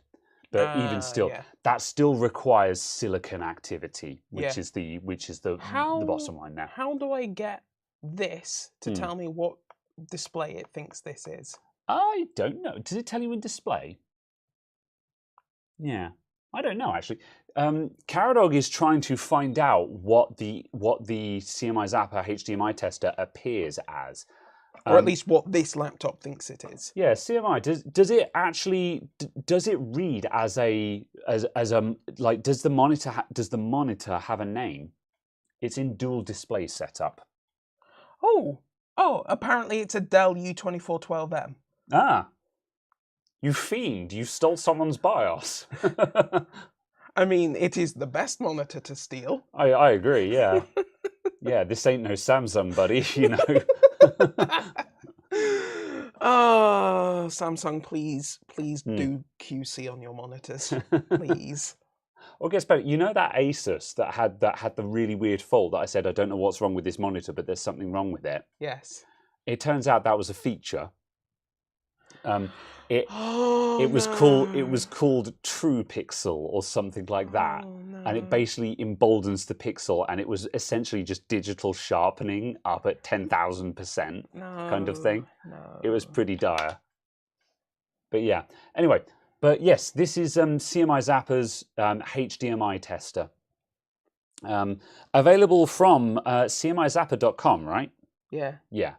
Yeah, available from cmizappa.com. This will appear at some point in a video, I'm sure. I do keep these on my desk. I do use them.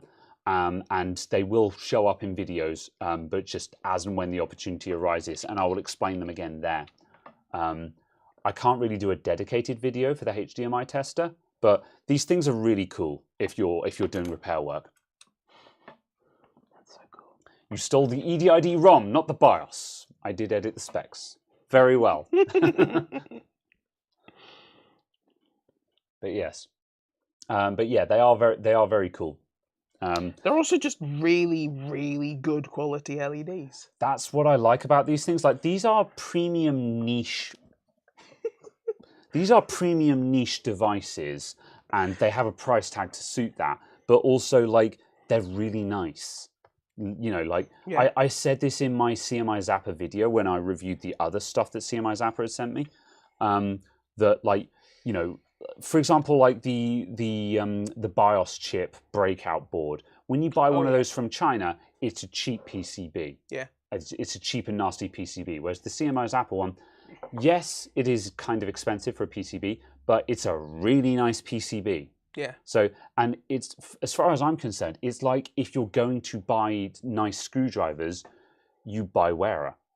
Because then, you know, it is the same screwdriver as any other screwdriver, but it's a really nice screwdriver. And if you use it every day, you will appreciate having a really nice tool. And it's exactly the same with these. They are really nice. So, yeah. So, big thanks for sending this guy in. First used the EDID from a smaller screen, but it was super annoying. All the windows would be rescaled after using it. Yeah, that makes sense. What resolution did that try and appear as? I don't know. I don't know how you see. Screen, I don't know how you see what resolution. Yeah, I don't think in macOS. I don't think you can with it, because on macOS you would, when you show the dual display panel, that will then pop up another window on the other displays for each display. But since it was a Dell, what was it, a U24? U2412M. Yeah, so it's probably 1920 by 1200. Yeah, it will be 1920 1200. Yeah, yeah. But yeah, a 1080p class display, which makes sense. Yeah. So yeah. But yeah, super cool, super cool. You wouldn't download a monitor. Handy for confirming fried console HDMI ports. Yeah, that was the other thing I thought of for that actually, is because I'm not advertising console repair, but I've successfully done a couple of HDMI ports on Xboxes now. And this is a good way of just confirming that you've got a working HDMI port. So yeah, I would agree with that. I'm not sure how you, like, I've not really been particularly worried about whether a HDMI port works on a laptop, but for consoles, 100% definitely. And also, as far as I'm concerned, because it also gives you lots of other information in terms of, like, you know, if this is working, then you have a thinking CPU or thinking silicon. There's lots of other good information that you're getting from this. What it's telling you is the computer trying to send a signal to a screen? And that is a lot of information. Whereas if you plug this in and it shows that the computer is not trying to send a signal to the display is probably not your problem. And that says a lot. So yeah. When one of the green LEDs does not show up, it'll help you a lot as you know a data line is missing. Yeah, and that could mean either a bent pin in the port, or if you've just replaced that HDMI port, that could tell you a lot there as well. So yeah, the coder used it last night on repair on Xbox. Oh, cool. Yeah, yeah, that's a really great idea. Sending one to the coder because he does all of the console repairs. So yeah, that is fair.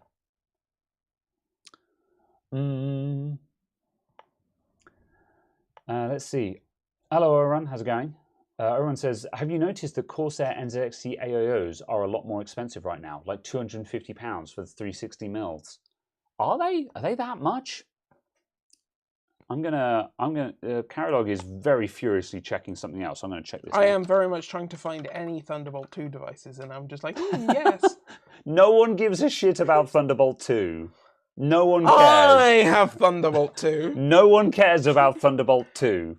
I want my... Your Thunderbolt 2 ports are mini display ports.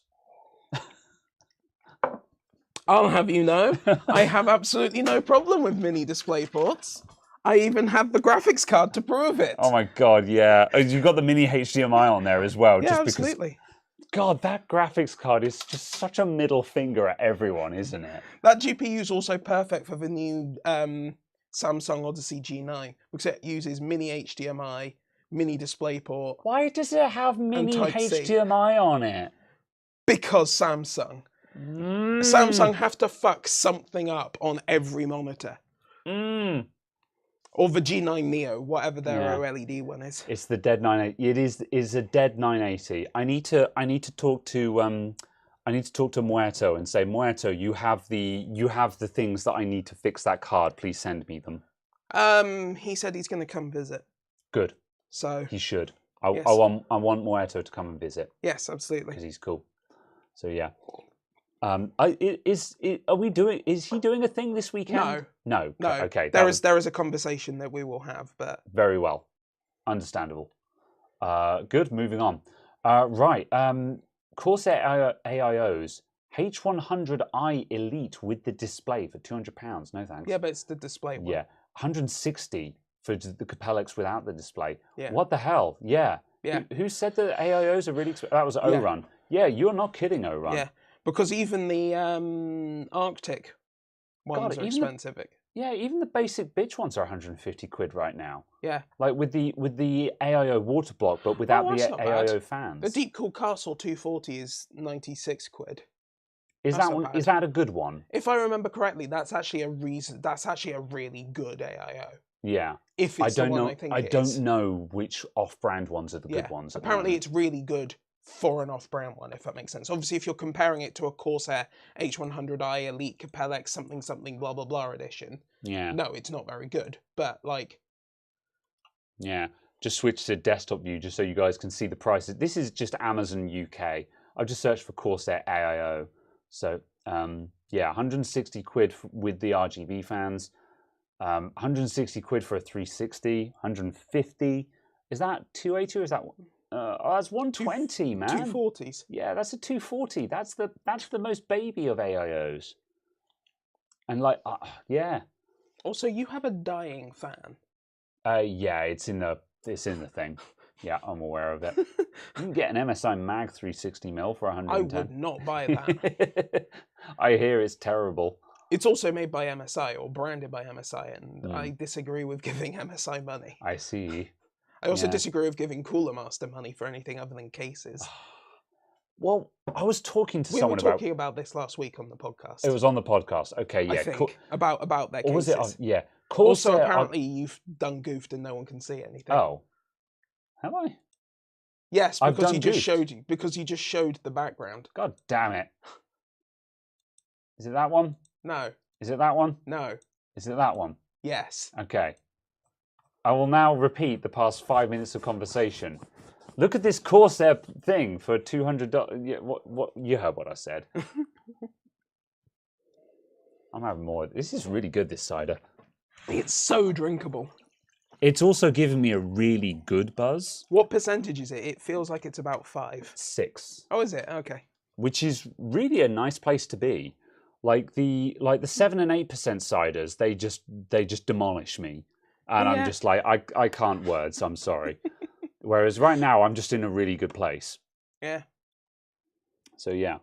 Anyway, The new EK AIOs are pretty amazing. I haven't looked at them. Are they still horrendous?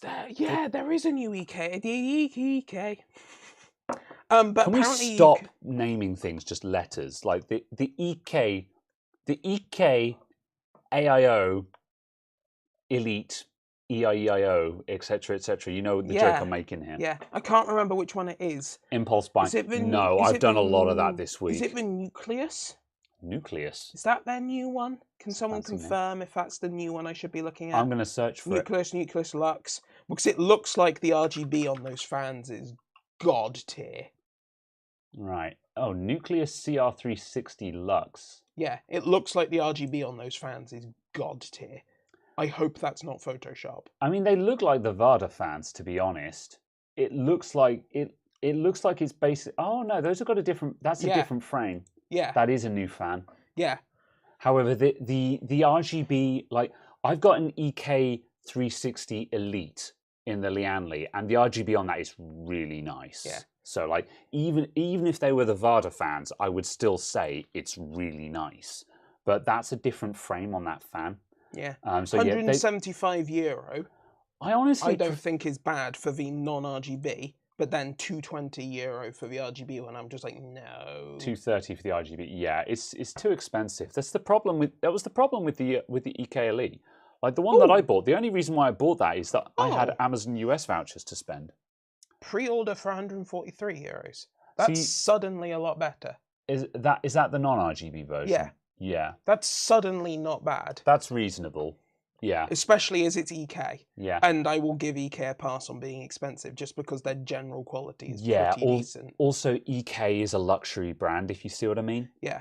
You know, where it's a case of, you know, like they're fine, but we all know we're paying a bit for the badge. You know, you're paying a bit to have that EK badge on it. But at the end of the day, I actually prefer the old pump. I don't like the new pump design. Look what they do. What? They bloody rebrand that screwdriver set as well. Gross. That's like for €20, which isn't terrible. I mean, for €20. Because I think it's about £18 on Amazon, non-branded. Yeah, if people are going to rebrand Chinese Tat, I don't mind as long as they keep the price tag. Yeah. So yeah. However, in any case, I don't like the new RGB pump block. No, the old one was way nicer. Either the nickel plated chrome one that I have. Yeah, just the shiny block. Yeah. Or the translucent block. Yeah, or the translucent one that was just like an RGB prism. That looks really good. The first time I saw one of those, I was kind of like, oh, I wish I had that one instead of the Elite. But the Elite has a stronger pump. And pump is king on AIOs. Yeah. Pump power is severely underrated for AIOs. It does make a difference. If you can pump the water through the loop faster, you get more cooling. It's that simple. Jesus. And if you want to put that to the test, go to Corsair IQ, set your pump to 50% speed and see what happens. So yeah, flow rate is king. Oh, that's horrifying. You know we're saying about this AIO being expensive. Yeah. That's a case of you look at the custom blocks. You're just like, oh yeah, I want an AM5 block. Yeah. €165 for the block. Oh, I want that's for the basic bitch one as well, isn't it? Yeah. Oh, I want the nice one. I want the block for LGA 1700. Oh yeah, €245. And I'm just like, €245 for the block. Yeah. Then another €150 for the pump. Then another €100 on the rads and the fans. So I'm now at €500 kind of thing. Or I can buy an AIO for €220. I love your EK, but you're not worth that much. Yeah. Like especially after you bought the AliExpress stuff. The £7 currency delivered block. Like don't get me wrong, it was a really shitty block, but it worked. It was only like 20 watts different to the velocity block from EK. So and I'm like, and like, don't get me wrong, I'm willing to spend more than £7 on a water block. Yeah. But it kind of proves that a water block shouldn't cost €250. You know. Kind of, but also it's a case of the EK blocks are made in Germany. They're not made in China. That's reason that allows a price premium. Because it is ultimately European jobs. Yeah, like in manufacturing. exactly. And it's just Whether kind of, you like, we can have a discussion on how much that is worth. Yeah. However, we can all agree that it costs more to manufacture it in the West, and I think it is good to have manufacturing in the West, at least for luxury quote unquote products, or niche products, you know, because we need, as a society, we need to break our dependency on Chinese manufacturing, because that is causing a lot of problems. But that's a bigger discussion. Yeah. Well, so yeah. Arguably, we should be. This is a deep rabbit hole. I was going to say, make your statement, and then I'm moving on. My statement is a tangent to that, but just a case of why should it be a problem? We should all get along. That's my statement that I'm kind of towards. Why should it matter that China made it? We should get on with everyone. I agree. Because we're only humans. Yeah. Okay. Right. If that makes sense, that's the view I'm taking on that, which is a completely different avenue to the conversation. Yeah. But that's where I'm at right now, is in my journey. I'm going to play the last word game, and after immediately saying you get your statement and then we're moving on, now I get to have my statement and then we're moving on. But the two problems there are, China has very poor human rights record, which means we don't like manufacturing there because they have a very poor track record for human rights, by extension workers' rights. People don't get paid enough and work dangerous situations to make this stuff for cheap. Child labour, blah, blah, blah, blah, blah. However, I do agree it's not a problem with China per se, it's a problem with China because of those things. If China tomorrow turned around and said, we pay all of our workers a living wage and everyone has equal rights and we don't have human rights violations, I would not have a problem with it. And it's not a race issue, it's because you're doing bad things. Yeah. And just to make a point on the back of that, to solidify that point, that isn't to say that we're better or that we think we're better. It's just to say that those problems are problems. And we as people should be looking to make those problems less problems. Agreed, yes. That is ultimately, I think, our purpose as people, is to make every problem that we can better in whatever way we can. Agreed. And there are problems that we can't resolve. And it's okay to admit that. But it's a case of the things that you can resolve, the things that where you can actually go, you know what, I can make this 1% better for someone else. I feel like I have a responsibility to do that. If I can make things 1% better for someone else, I have a responsibility to do that. But someone else has a responsibility to me to make the thing that they can make for me 1% better. Everyone shares in that because we are a community, because we are a collective, because we are ultimately one people. And obviously I realise I'm saying that from the incredibly privileged position of white, male, cis, het, living in the UK. So I have more responsibility to make more things better for more people because I'm speaking from a position of privilege. Amen. The West is not a bastion of moral integrity. However, that does not that does not mean we cannot point at something and say that is also bad. So very good. Activision Blizzard. Activision Blizzard, which shockingly is a relevant tangent, I think, because as I was saying in the Discord, I don't think Microsoft is good. I don't think Microsoft is virtuous. I don't think they are the best, but good Lord, they are so much better than Activision Blizzard's management. They're a lesser of evils. They certainly care, or appear to care, about people actually not living in horrifically abusive environments and working in such environments. To do a 30,000 foot overview, Microsoft is trying to buy Activision Blizzard Group, and which also includes King, which is the mobile games division. Probably one or two other things. People often forget that King is part of that, of Activision Blizzard as well. So Candy Crush, all of that, that's all part of the same group. And ironically, I think King is actually the sticking point. But at any rate, because King owns mobile gaming. So if you buy King, you own mobile gaming. Because Candy Crush, Bubble Witch Saga, blah blah blah. Anyway, they're trying to buy them, and unfortunately, the European antitrust people, whatever they're called. Was it? I thought it was UK. Sorry, the UK antitrust people. It was. We're not Europe CMA. anymore. It was CMA. Yeah, the UK antitrust people. Yeah, we're Competition and Markets Authority. We think this is a monopolistic thing, and they are blocking it. Now, there are appeals that can go. This is not the end of it, although it's a really, really, really big roadblock. Yeah. It's one of the few times I'll actually support the appeal on the CMA's decision. Exactly, yeah. However, the thing is, there's a big discussion as to whether it's a good thing or a bad thing, because from a competitive and monopolistic standpoint, it is bad that Microsoft are buying Activision Blizzard King, because once again, we are merging everything into big corporate entities, and that's a bad thing. Yes. However, Activision Blizzard King is bad. They are bad. It is run by bad people who do bad things. This is objective fact. Yeah.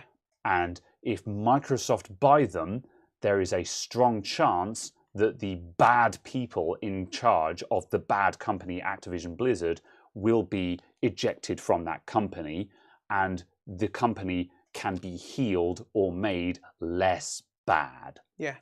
The status quo for Activision Blizzard King is bad. Yeah. Anything that changes it is going to be less bad. Yeah. Therefore, Microsoft buying Activision Blizzard is a good thing. Because it's also a case of, I believe that, who is the head of Xbox and gaming? Oh, I forget. Is it Todd? I know who you're talking about. Someone? Who's in charge of Xbox? Someone. I know who you're talking about. That guy seems like a genuinely passionate gamer. Yeah. Which I think is a hell of a good statement for someone who owns so much of the marketing of gaming companies. Phil Spencer? Oh, not is it Phil Spencer? No, it's not Phil Spencer. Yeah, it was certainly. I thought he moved on. I'm going to double check this. Yeah, that guy, whoever it was, of the actual gaming division at Microsoft, actually cares about playing video games. He actually plays video games himself. Yeah. No, it's still Phil Spencer, apparently. Oh, is it? Yep. Okay. He seems to get on well with Digital Foundry. And I trust that because Digital Foundry are very open with how they make decisions and what they do and so on. Digital Foundry are a very small media group. I'm familiar with them. I don't watch their content, but I'm familiar with them. Yeah. And certainly Richard Ledbetter, who does that, he is a very sensible person he's been there. He has been in gaming. He has very much done his time, because he was talking. He occasionally talks about obviously his earlier life, but he was just like, oh, I remember when the Atari 26 whatever it was came out, and I remember being blown away by this, and he's done his time, and he's real. He gets on. He gets on with the way that Microsoft as a company is running their gaming division. And I'm like, that means to me that they're probably okay. Yes, because I trust Richard. As opposed to Bobby Kotick, who is just a businessman. Yeah. Who probably has never played a game in his life. I'm assuming. However, Bobby Kotick is a twat. This is objective fact. Isn't he also the one who's been accused of a lot of misdemeanors? He has either committed various ethical crimes or has allowed to pass various ethical crimes. Which is functionally the same thing. Because if you allow it to happen, you are surely committing one as well. Being complicit is the same as being guilty. So just don't use that for the grounds for a witch hunt. Ooh, yeah. Anyway, but yeah, so less evil than ABK isn't a ringing endorsement. I agree. I'm mainly saying that as a cover because Microsoft have their own sins on their hands. Absolutely. We say that not because we think Microsoft are good, but because we know they are better than the alternative of continuing to allow. The gaming industry is horrendous right now. The gaming industry as a whole is pretty horrendous. So having someone who is less bad is something. And there is, people often say, this is how things should be. And I'm like, I agree with you, but that's not reality. There is how things should be, and there is how things are. And we can spend as much time as we want championing for how things should be, but that is still not how things are. And how things are is terrible. So having something that is less terrible is an improvement. So that's kind of the thing there, really. Rurutu also says the bad people get rewarded to get the fuck out. When Bobby Kotick, if Activision Blizzard, if Microsoft buys ActiBliz, Bobby Kotick will, within 5 years, be ejected from the company, and he will go out with a golden parachute. And that kind of sucks. I don't know. I don't know, because it's in his contract. Yeah, but Microsoft specifically commented on that as a part of a purchase somewhere about saying he will be issued a new contract. Ooh.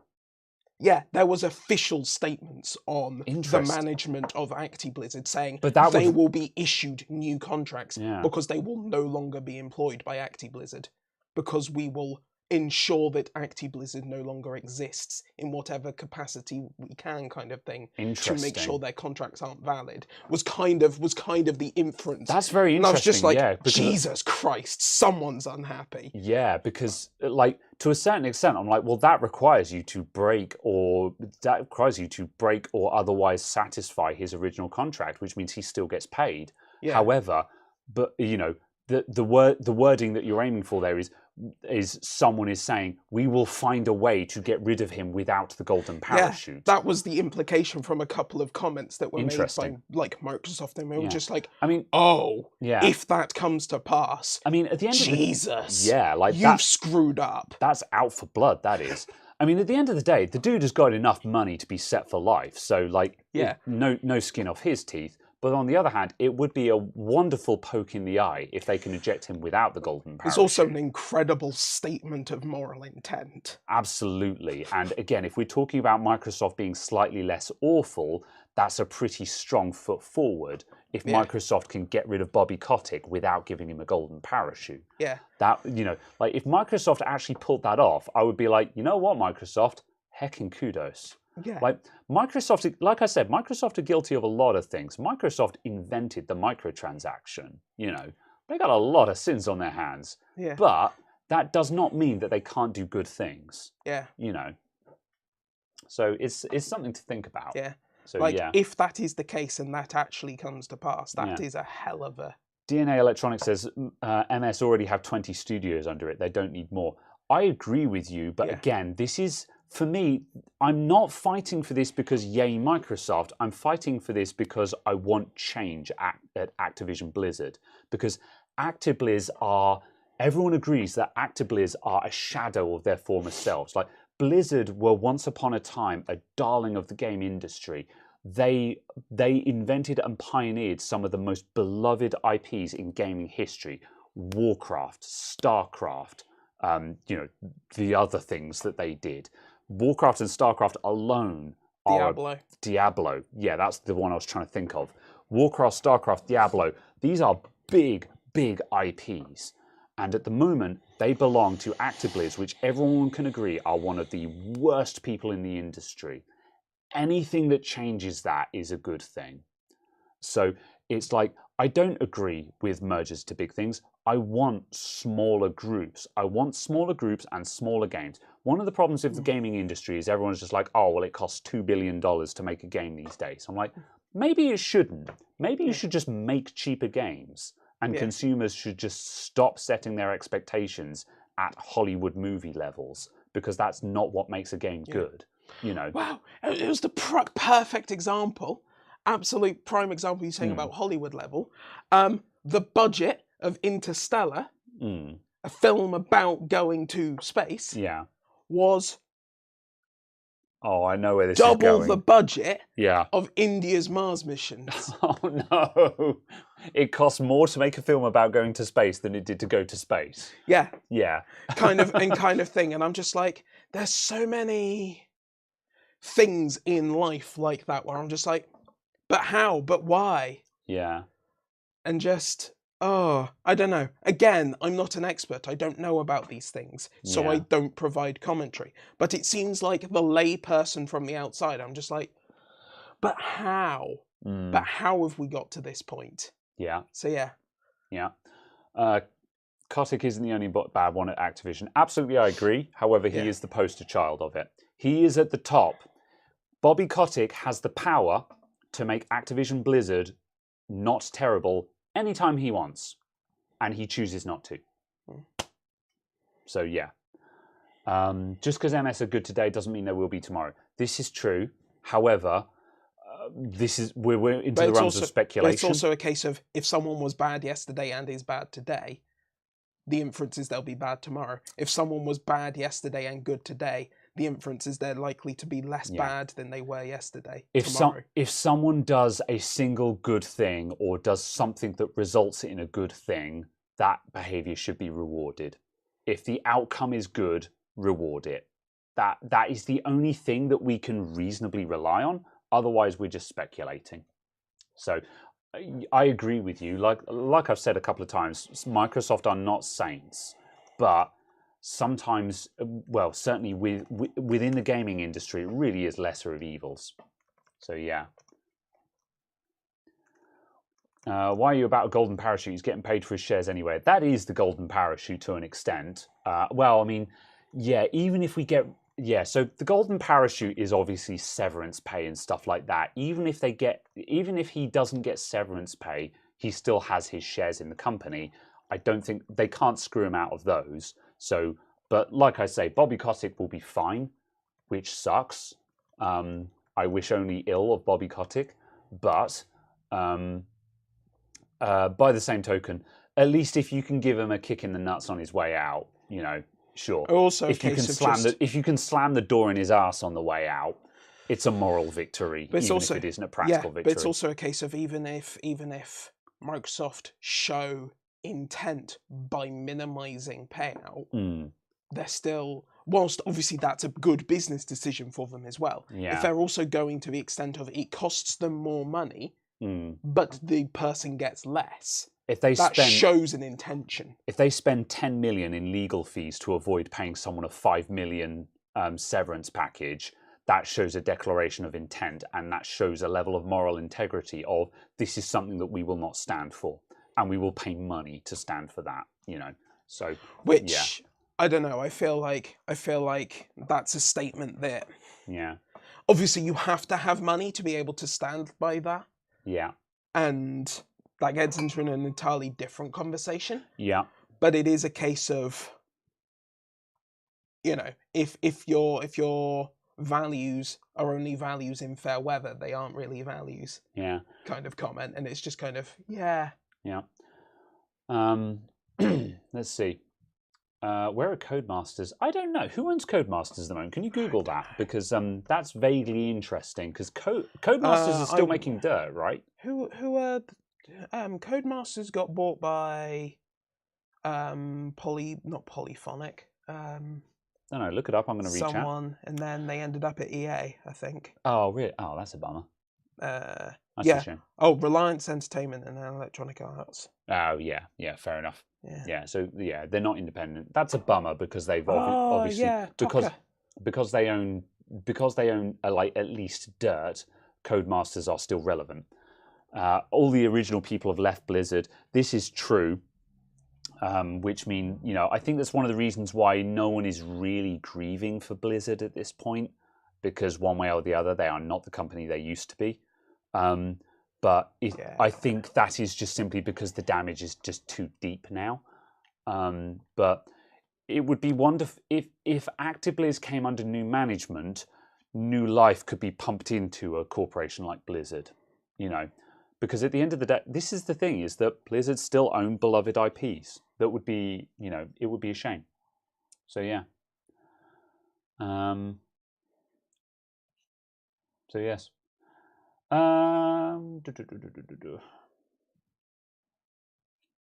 If Microsoft don't close the deal, then Activision have limited choices. I can see Tencent stepping up. Oh yeah, 10 cent would get blocked.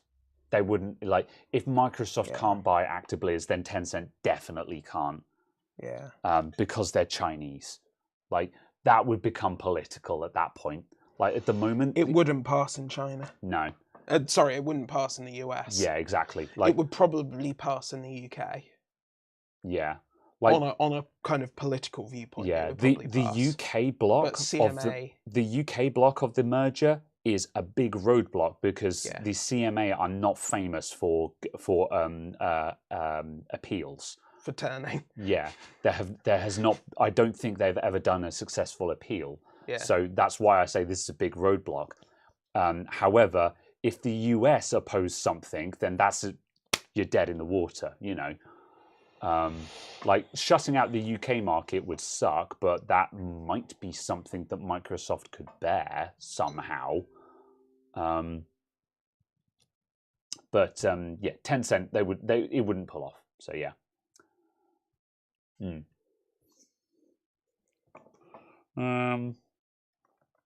Did UK block Huawei? I think so. I think UK have blocked Huawei, but also it's kind of screwy because it's complicated. I was going to say, Huawei got gear in half of our telco posts and stuff like that. I was going to say it seemed to be more of a virtue signaling block where they're just like, yeah, we oppose Huawei. Also, Huawei are in most of the BT routers, I think, aren't they? Oh yeah, I was looking from the perspective of the backhaul network.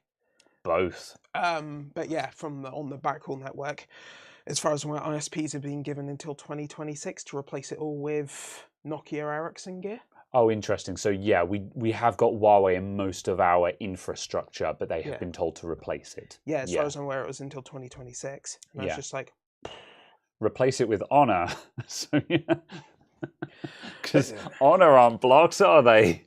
Yeah. So yeah, even though Honor are owned by Huawei, but yeah, it's a stupid block. It doesn't matter. It does nothing. Yeah. It does nothing. It just causes a lot of inconvenience to people. Seagate didn't block Huawei and got a big smackdown. Yeah, this is the problem. That was wild. This is the problem with the Huawei block. Is that, like, don't get me wrong. It's not that I'm a Huawei fanboy or anything like that. But at the end of the day, every Chinese company is in bed with the Chinese government. They literally have to by law. Because they're required by law to be in bed with the Chinese government. Yeah. So it's a case of, like, you can't win this fight. The Huawei block is purely symbolic and does nothing in practical reality. So it's just like... It's a real shame because I really want Huawei devices in the UK. Yeah. Because, I'm not opposed, don't get me wrong, I'm not opposed to trying to prevent the Chinese government from spying on people. Ooh. But blocking Huawei does nothing to solve this. Ooh. Oh, Hughes, we're looking at Huawei's... Huh. The Mate XS2. I haven't paid any attention to Huawei's in a hot minute. Yeah.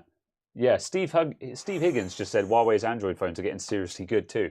Caradog has just gone to the Huawei website and been like, ooh, but Huawei though, you know.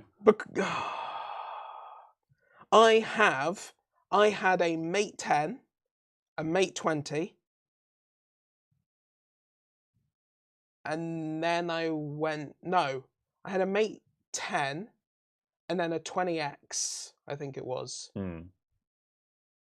And they are fabulous devices, other than the software being so aggressive for battery saving. Yes. The battery saving aggressiveness is annoying. Awful. Yeah. But also, it's fine. Yeah. Like the software is good, but the aggressive power saving is very frustrating in certain areas. So yes. It's frustrating in a different way to Samsung software, which is just because bad. Samsung. Stop buying Samsung phones. So yes. Ravnio said, did any parts go into any PCs? No. Next question. Yeah. Well, I was going to. We still can. We've got 20 minutes. Does anyone want to see me change out the motherboard on the frame PC? I'll do that. I'll do it. We'll see.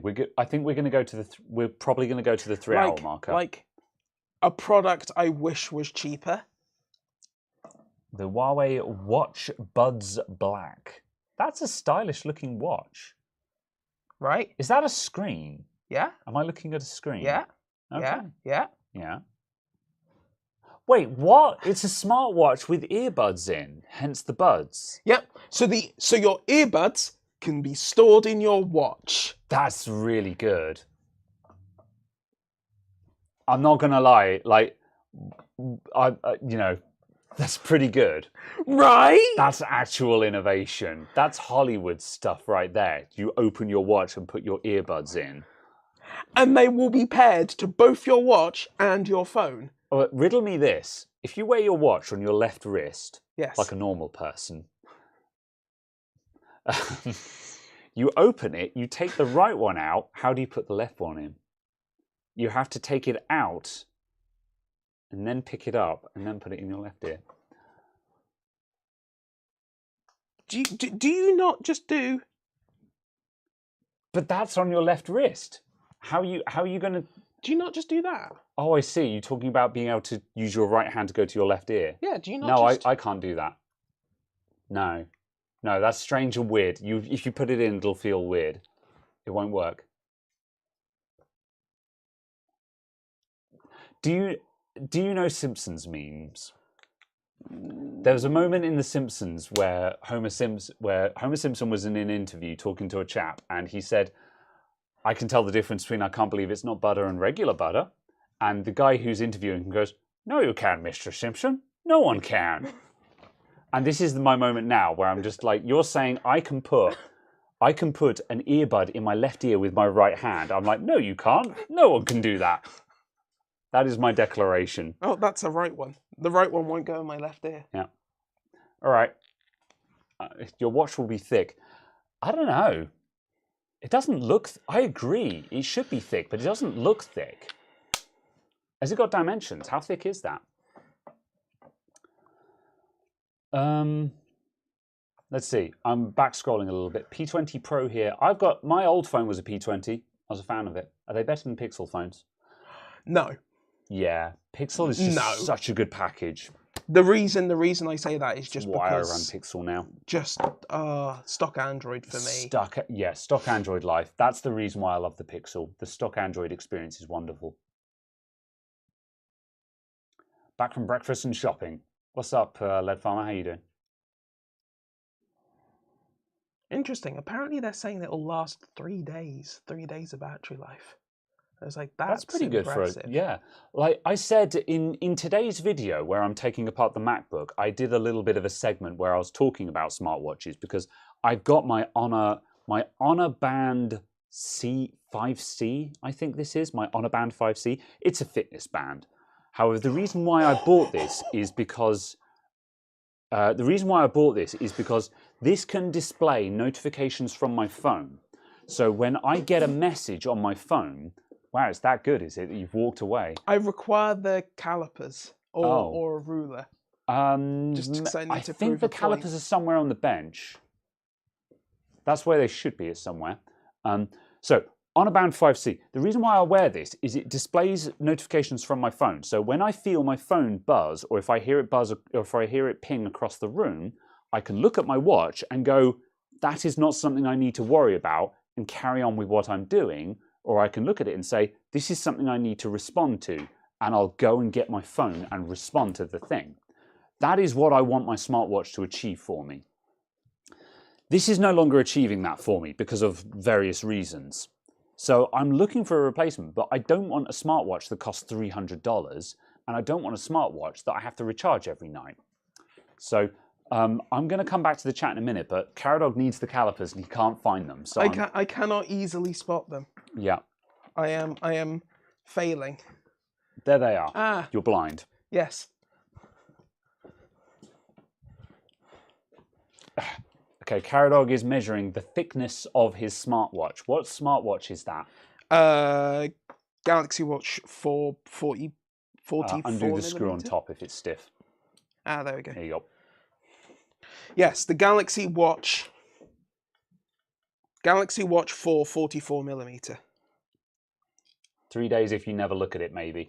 This could be true, but even if we assume that it only achieves 50% of their, well, 50% would still be charge it every night. So, yeah. Okay. Anyway, so what's the verdict? This smartwatch is 12 millimeters thick. Okay. Okay, and on my wrist, Yeah. looks thus. Yes. Okay. I probably look big on my wrist, but my wrist is tiny. Not everything looks big on my wrist. Yep. Okay. Keep going. The Huawei Watch buds is 15 millimeters. Okay. Yeah. So it's what, 3 millimeters thicker than this then? Yes. How do you fit earbuds in that? How is that? How do you fit earbuds in that? Maybe they're just thinner. Because that's my point. My point is what? Because if I go, that is 11 millimeters, so you could do it. And then at the thickest point, this is 16. So yes, in theory, it's doable. I hate my wrists. I look like a child. I have child wrists. Look at this. I'm on the smallest notch. I hate my wrists, man. I'm a stick. I mean, it's too big. This is my problem with smartwatches. You're just too small. Well, yeah. Yeah. The watch is not the problem. I am the problem. But this is why in the video I'm just like, I think I'm just going to buy a Casio again. I'm going to buy a Casio Illuminator, so I won't have a smartwatch, but I'll be really cool because I'll have a Casio Illuminator.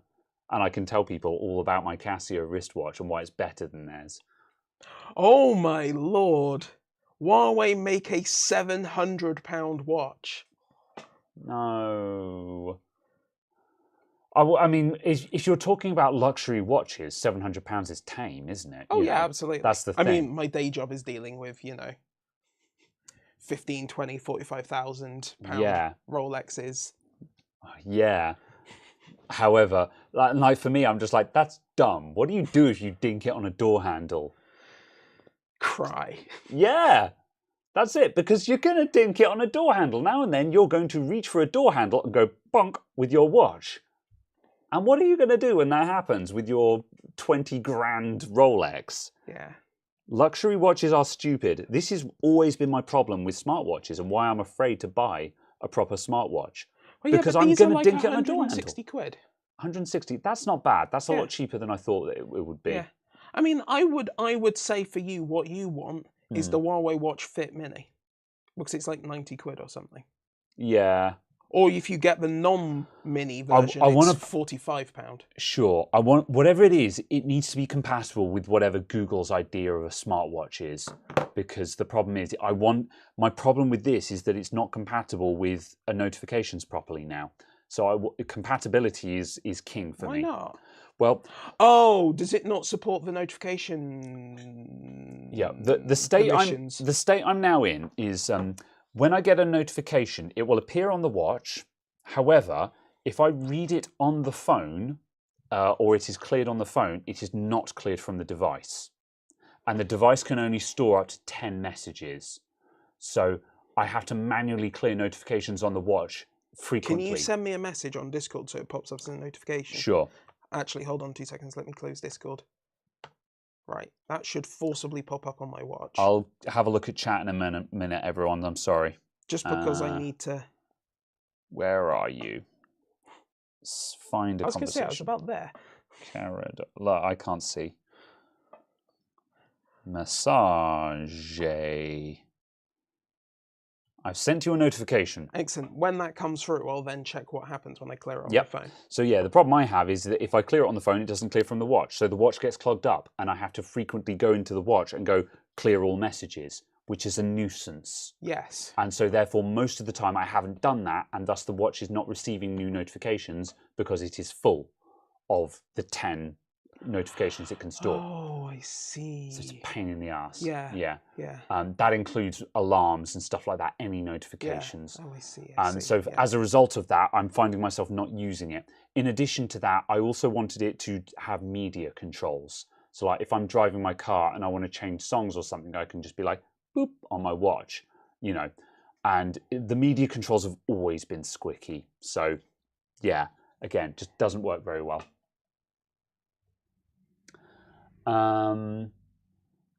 Steve Higgins says, Caradog, scroll down and look at the white ceramic one. Absolutely beautiful. Oh, the white ceramic, which one? Huawei, I assume. Spend the money on the nice new Google Pixel Watch. Yeah, apparently that's got a crap battery. The Pixel Watch, to me, I'm just like, yeah. It's the first time I've looked at a Pixel product and gone, yeah. I haven't read any modern reviews of it. And it's just like, yeah, that's a shame. Oh yeah, the ceramic. Yeah, absolutely. Oh, that's nice. Yeah. Yeah, I like the designs of those. It really annoys me that Huawei products aren't like full Google support, you know, full UK market support kind of thing. Because I'm like, look at these products, look how good they are. Yeah. It's like their PCs, it's like their laptops. The MateBook range. Yeah. Really good. MateBook 16. Fabulous device from what I've seen of it. MateBook 14 as well. Fabulous device from what I've seen of it. I haven't seen any recent reviews, but just those, yeah, great devices. Yeah. And it just annoys me that obviously everything has gone on. Oh my God, Discord, give me the notification. Come on. Oh wait, hold on. Did I turn my phone off? Someone said, oh, because I tried to scroll up to see who it was then, but someone said, oh, because taking your phone out of your pocket takes so long. However, also, Ravniev says, I like being away from notifications, putting the phone down somewhere else.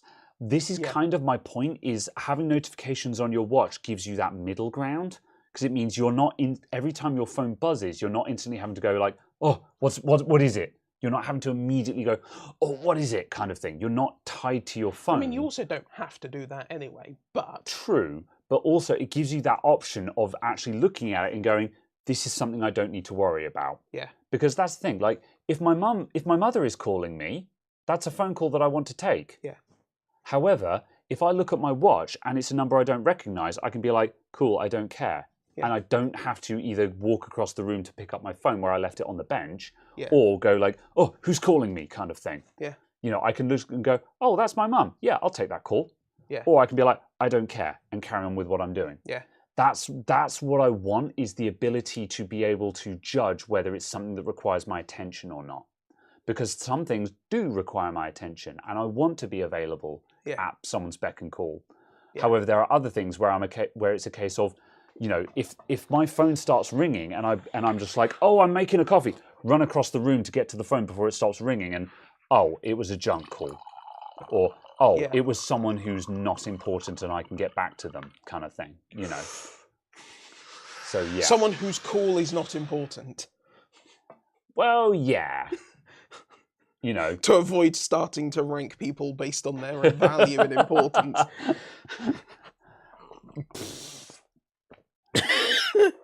When the landlord calls to be like, you haven't paid the rent yet, you know, I could be like, I know, I'll pay it when I'm ready, you know.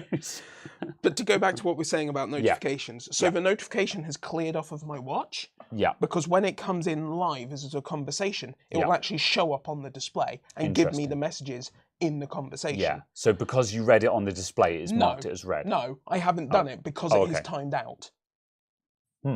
So I swipe to see my notifications, and the notification is there. Right. Right? So because it is not a live notification, as in it's come in, you know, a couple of minutes ago. Yeah. It's now just in my notifications. Oh, okay, yeah. As opposed to being front and center, taken over the screen of the device. Yeah. Like when I tap my watch to wake it up, it always shows the time, but it's got the notifications icon up. So I go to messages and it shows 10 messages. Yeah. And that is the 10 most recent things that have come through. Yeah. And so I can tap on one of those and I can see the message. I can see the partial. I can see enough to know whether it's something I need to react to. But in order to clear that, I have to go turn on device, swipe up, messages, scroll to the bottom, clear all, unread notifications cleared. Now this will start receiving notifications again. Yeah. As far as I'm aware, there was no I have to do limit. that a couple of times a day in order for this to be useful. Yeah. That's a hassle. The problem I have is I want every single notification for every single message all the time, 100%, every single time. Do not control my messages. Give me every damn notification all the time. Okay. I want that. Every single message, every single notification. Yeah. But most people get too many notifications for that to work. Yeah. So it doesn't work like that for me, which annoys me. Manage your news feeds, people. But that notification, see the notification is gone as well because I've effectively viewed it on the phone. Yeah. But the notification is still there. It's not being cleared. Yeah. Now, my question is, if I unlock my phone, see that the notification is there. Yes, the message has not been read. Read the message. Yeah. Swipe that away. So there is no notification live on my phone. The message is also marked as read by going into the app. Yeah. If I go back to my watch, it is gone. Yes, that is the correct behaviour. Yeah, okay. You have read the message. It doesn't need to be on your watch anymore.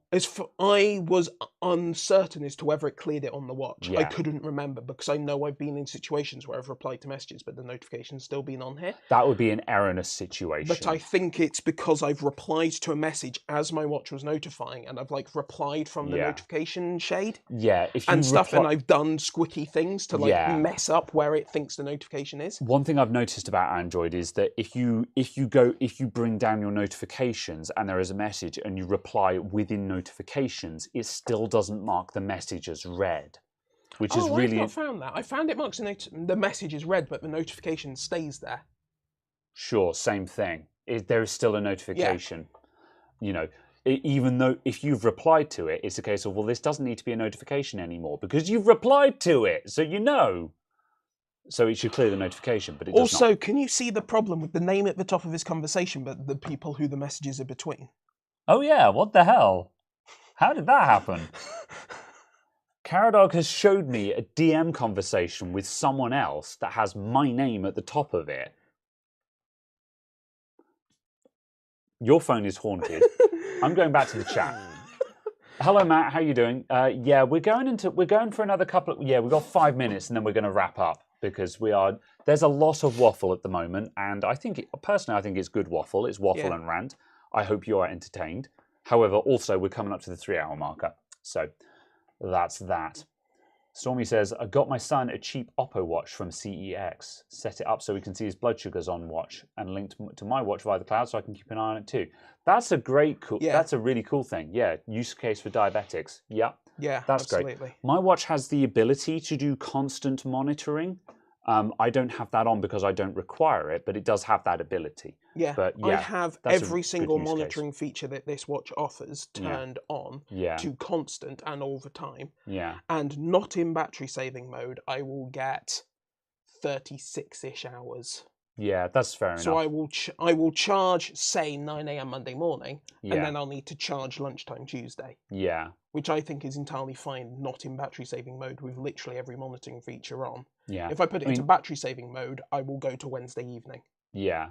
See, my one, again, without having all the monitoring on, lasts a week between charges. However, also mine doesn't have like wireless charging and stuff. Like if you had the jam where you had like a wireless charging mat next to your bed, and every time you go to bed, you put your phone on it and your watch on it, and they charge overnight, then a 36-hour battery life is fine. However, that's now the ritual you need to have. You've got to have that charging mat. Yeah. Once you've got it, you're fine. Yeah. But if you don't have that, it's a nuisance. Like for me, to charge my watch, it's got a little snap that you need to put on it and plug into a cable. Doing that every night, man, I got better things to do. Yeah. However, doing it once a week, I usually do it before I take a shower, kind of thing. You know. Yeah. So yeah. And it's like with this. I just have the charger next to my desk at work, and just like I'll come in the morning, take my watch off, put it on the charger, go make a coffee, take my watch off the charger and put it back on. Does it charge that quickly then? Well, it charges enough for it to last another day. Fair enough. Because it's also a case of I make a coffee Yeah. and then someone will have a question and Yeah. then someone else will have a question and I'll do something else. So it'll be 40 minutes. Making a coffee takes half an hour, yeah. You know, it'll be that 30, Yeah. 40 minute That's making fair. a coffee kind of process. I But it's like 30 or 40 minutes of charging. Yeah. I think When I'm already actively doing other stuff, it's kind of a case of no big deal. it's functionally irrelevant. So yeah. I think my one has the problem where because it's so small and the battery is so small, it's only charging at like 100 milliamps or something like that. I think this charges it 300 milliamps. Yeah, so that would work. Because like this thing only takes about an hour or two to charge to full. Yeah. However, because it's 100 milliamps, you can't make it go any faster because the battery is tiny. Yeah. You know, whereas that one is probably big enough that you can actually shove a decent number of milliamps into it to actually charge it fast. So Yeah. let's see. Arnold Albert says, "What watch do each of you have?" This is a Huawei an Honor Band 5C, which was attractive to me because it's like £35. This thing, don't buy it now because it's an obsolete model. I don't know if there's not. I think there's a 6 or something, but this thing is really cheap and gives you a lot of the perks of a smartwatch at the cost of a fitness band, which is what I like about it. Yeah, there is an Honor Band 6. Yeah, I wouldn't buy the Honor Band 5. It's still around, I think, but I think it's out of date. Is the Honor Band 6 wider? That would be interesting. Looks like it might be. Because the screen size is a big limitation on this. It does what it needs to do, though. That's the thing. It's a fitness band. 1.47 inches compared to the Honor 5. You still got those calipers to hand. Yeah. Compared to the Honor 5. 1.4. 0.95. Yeah. Oh wow, that's a significantly bigger screen. It's half an inch bigger, basically. And on this size, that's a massive difference. That's 50% bigger. Yeah. Yeah. It also does look substantially wider just from the photos. Yeah. That's look at that. Yeah. Wider. Yeah. Oh, that's kind of interesting. I'm kind of tempted. How much is it? £45. Yeah, that's a reason I'd pay 45 quid for that. Yeah. I'm not going to buy it right now because I've spent a lot of money this week on personal stuff. Yeah. I've been buying new glasses and I've been buying prescription lenses for my VR headset and stuff like that. I've spent a lot of money this week. However, I keep forgetting that Honor that's attractive. have have their own website and have their own stuff on their website Because it's technically a separate company, but yeah. It's like you've got wild things like the Honor 70. With them dual circular camera bumps. Oh, odd. Yeah. The Chinese phone market is wild, man. Yeah. You got to hand it to them. They're trying to do something different, aren't they? Yeah. Is it the Xiaomi 13 Ultra? Amazon just killed all their Halo bands. I didn't know that Amazon made a fitness band, if I'm honest. Matt Foster says, does my phone still tell me to get up and move, or did I turn that off? No, I've still got it turned on, and I'm still complaining about, I'll turn it off now. I'm going to do it right now. Now and then my smartwatch buzzes and be like, hey, you should get up and move. And I'm like, no, I'm already doing that. So, business write-off. That's not how that works. That's not how that works. A business expense is still my money. It's still my money. The business's money is my money. Huawei Health. Are there good VR headsets that can be used without my glasses but still deliver sharp image? No, you're still looking through a VR headset is the equivalent of looking across the room to all intent and purpose. So if you need glasses to see across the room, you'll need glasses in your VR headset. If you have small-ish glasses, you can fit your glasses in the VR headset. And I can fit my glasses inside both my Rift S, which is my old headset, and I can fit them in my HP Reverb. However, on the HP Reverb, there is an extra plastic insert that spaces the headset away from your head a bit further. This gives room for glasses. However, if I take that insert out, I don't have room for my glasses, but I get another 5 degrees of field of view, and field of view is king. Well, Field of view is not. Field of view is great on VR. So I take the trade-off of having slightly blurred vision in exchange for a wider field of view, because that increases the immersiveness, which is what you want in VR. However, also I'm solving this problem by getting prescription lenses for my VR headset, because prescription lenses for a VR headset, about £60. Not a king's ransom, in my opinion. So I've bought prescription lenses. They're going to be a couple of weeks for them to arrive, but I'm looking forward to those, and I'm hoping. I'm going to be very disappointed if they don't change my world, but my HP Reverb has dual 2K by 2K screen, so it's effectively 4K. And at the moment, it didn't change my world because my glasses or my eyes can't align correctly and get clear focus. And I think that's why it hasn't wowed me.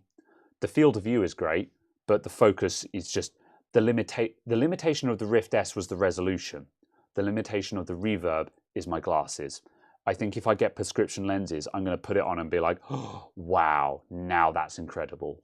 That's what I'm banking on. Caradog is showing me a Xiaomi 12S Ultra Compact. Concept. What is this? Is this a phone? It's a mobile phone. It's a smartphone. Yeah, Xiaomi 12S. Oh, Xiaomi, sorry. Yeah. Yes. Because it's XI. Yeah, I keep saying Xiaomi, but Xiaomi. Right, yeah. Watch what this person does. Okay. Is that it has interchangeable real lenses kind of? Is that a standard mount, or is it proprietary to the phone? Basically, the man has taken a smartphone and then clipped an SLR style lens onto it. Yeah. It is the Leica M mount. So it's a real mount. It's the standard Leica M mount. That's cool then. Yeah. That's pretty... Right? Yeah. And then it has a 1-inch class sensor. Yeah. But because it's got a fuck off big lens on it, it can actually use it. Yeah. So it's got a 1-inch class sensor in the middle of its camera lump. Yeah. Which, with then a Leica M mount around it. Yeah. So you can put your Leica M lenses on it. Yeah. On your smartphone. That's cool. You take it off, a shutter goes across the 1-inch sensor and protects it, and then you still have a camera on your phone because it's got a standard camera phone sensor on it as well. That's pretty cool. And I'm like... That's very cool. Oh, that's cool. Yeah. Yeah. That is very cool. And I'm just like, as far as I'm aware, Xiaomi also did it with the 12, with the 13. But I'm just like, bring this to market. Make this a real thing. Yeah. Arnold Albert says, I was thinking of getting a Redmi Watch 2 Lite. That was a year ago. Still don't know what to get now. Redmi. I don't recognize. Who's Redmi? I want to say I recognize that. I've heard that name, but I don't know what that is. It is MI, the brand. Then they have Redmi. And as their watch, fair enough thing. But that looks nice. That looks like they've maximized the screen size of it for the profile. Mi is Xiaomi. I see. Yeah. Yeah. Is it like the budget division of Xiaomi or something? No, it is just Xiaomi. Oh, fair enough. It's just another. Yeah. It's just because Redmi is their watch name. Yeah, because like Honor is the budget arm of Huawei.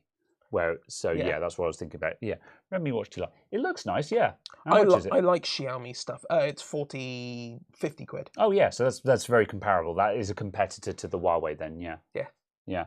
The only reason why I would be more inclined to buy the Huawei is just simply because I already have the Huawei health software, so I'm familiar with it and I know what it can and can't do. So yeah. Also, Xiaomi make electric scooters, yes. Yeah. Yeah. I was like, okay. But yeah, earbuds, watches, scooters, gloves.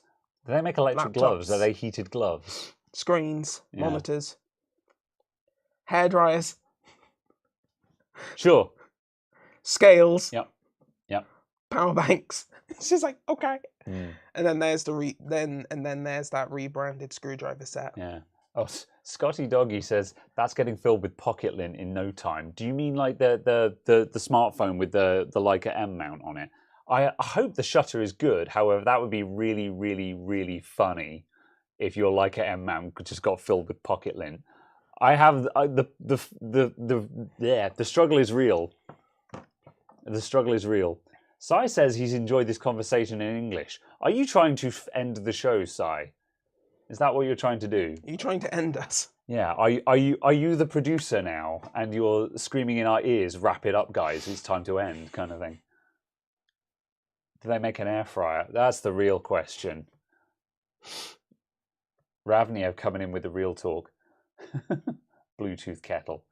That much being, yeah, Sai says I'm hungry. Yeah. That much being said, I think I have enjoyed this conversation in English. They do. Wait, they do? Steve Higgins says they do. What, Xiaomi? Xiaomi air fry. Google it right now. If I could be bothered to ask for review samples, I would. Oh yeah, they do. Xiaomi air fryer. The meme is real. The meme is real, boys. Yeah, there we go. I love it.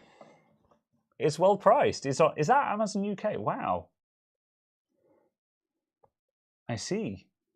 Apparently, it's got built-in recipes for your Oh, air they all frying have that. needs. That's like a microwave with built-in recipes. No one cares. You always just push this. Everyone. You buy a microwave and it says it's got all of these programmable features. What you do is you close the door and you push the quick start button, which adds 30 seconds to the timer, and you push that until the timer is what you want it to be. That's how everyone uses their microwave. It's the same with an air fryer. Yes. I don't use any of the built-in recipes or any of the programmable buttons on my air fryer. I go, no, you do everything at 180 degrees C, 7 minutes, shake it, 6 minutes. That's how you air fry literally anything.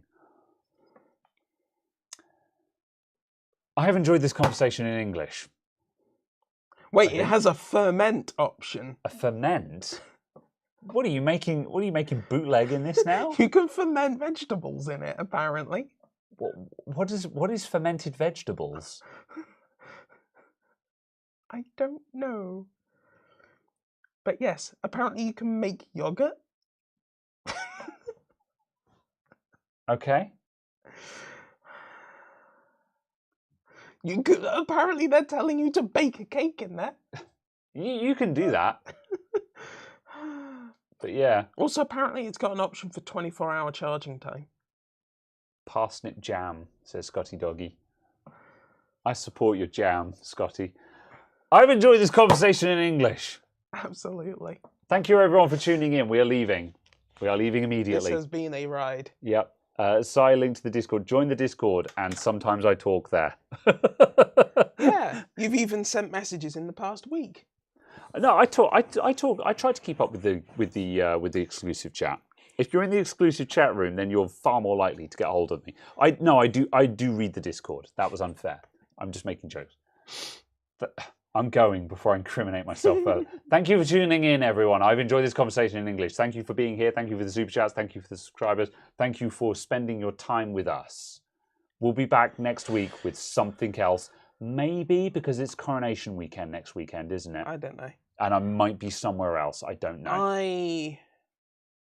Oh yeah, next weekend. There is a non-zero possibility that I'll be in Nottingham.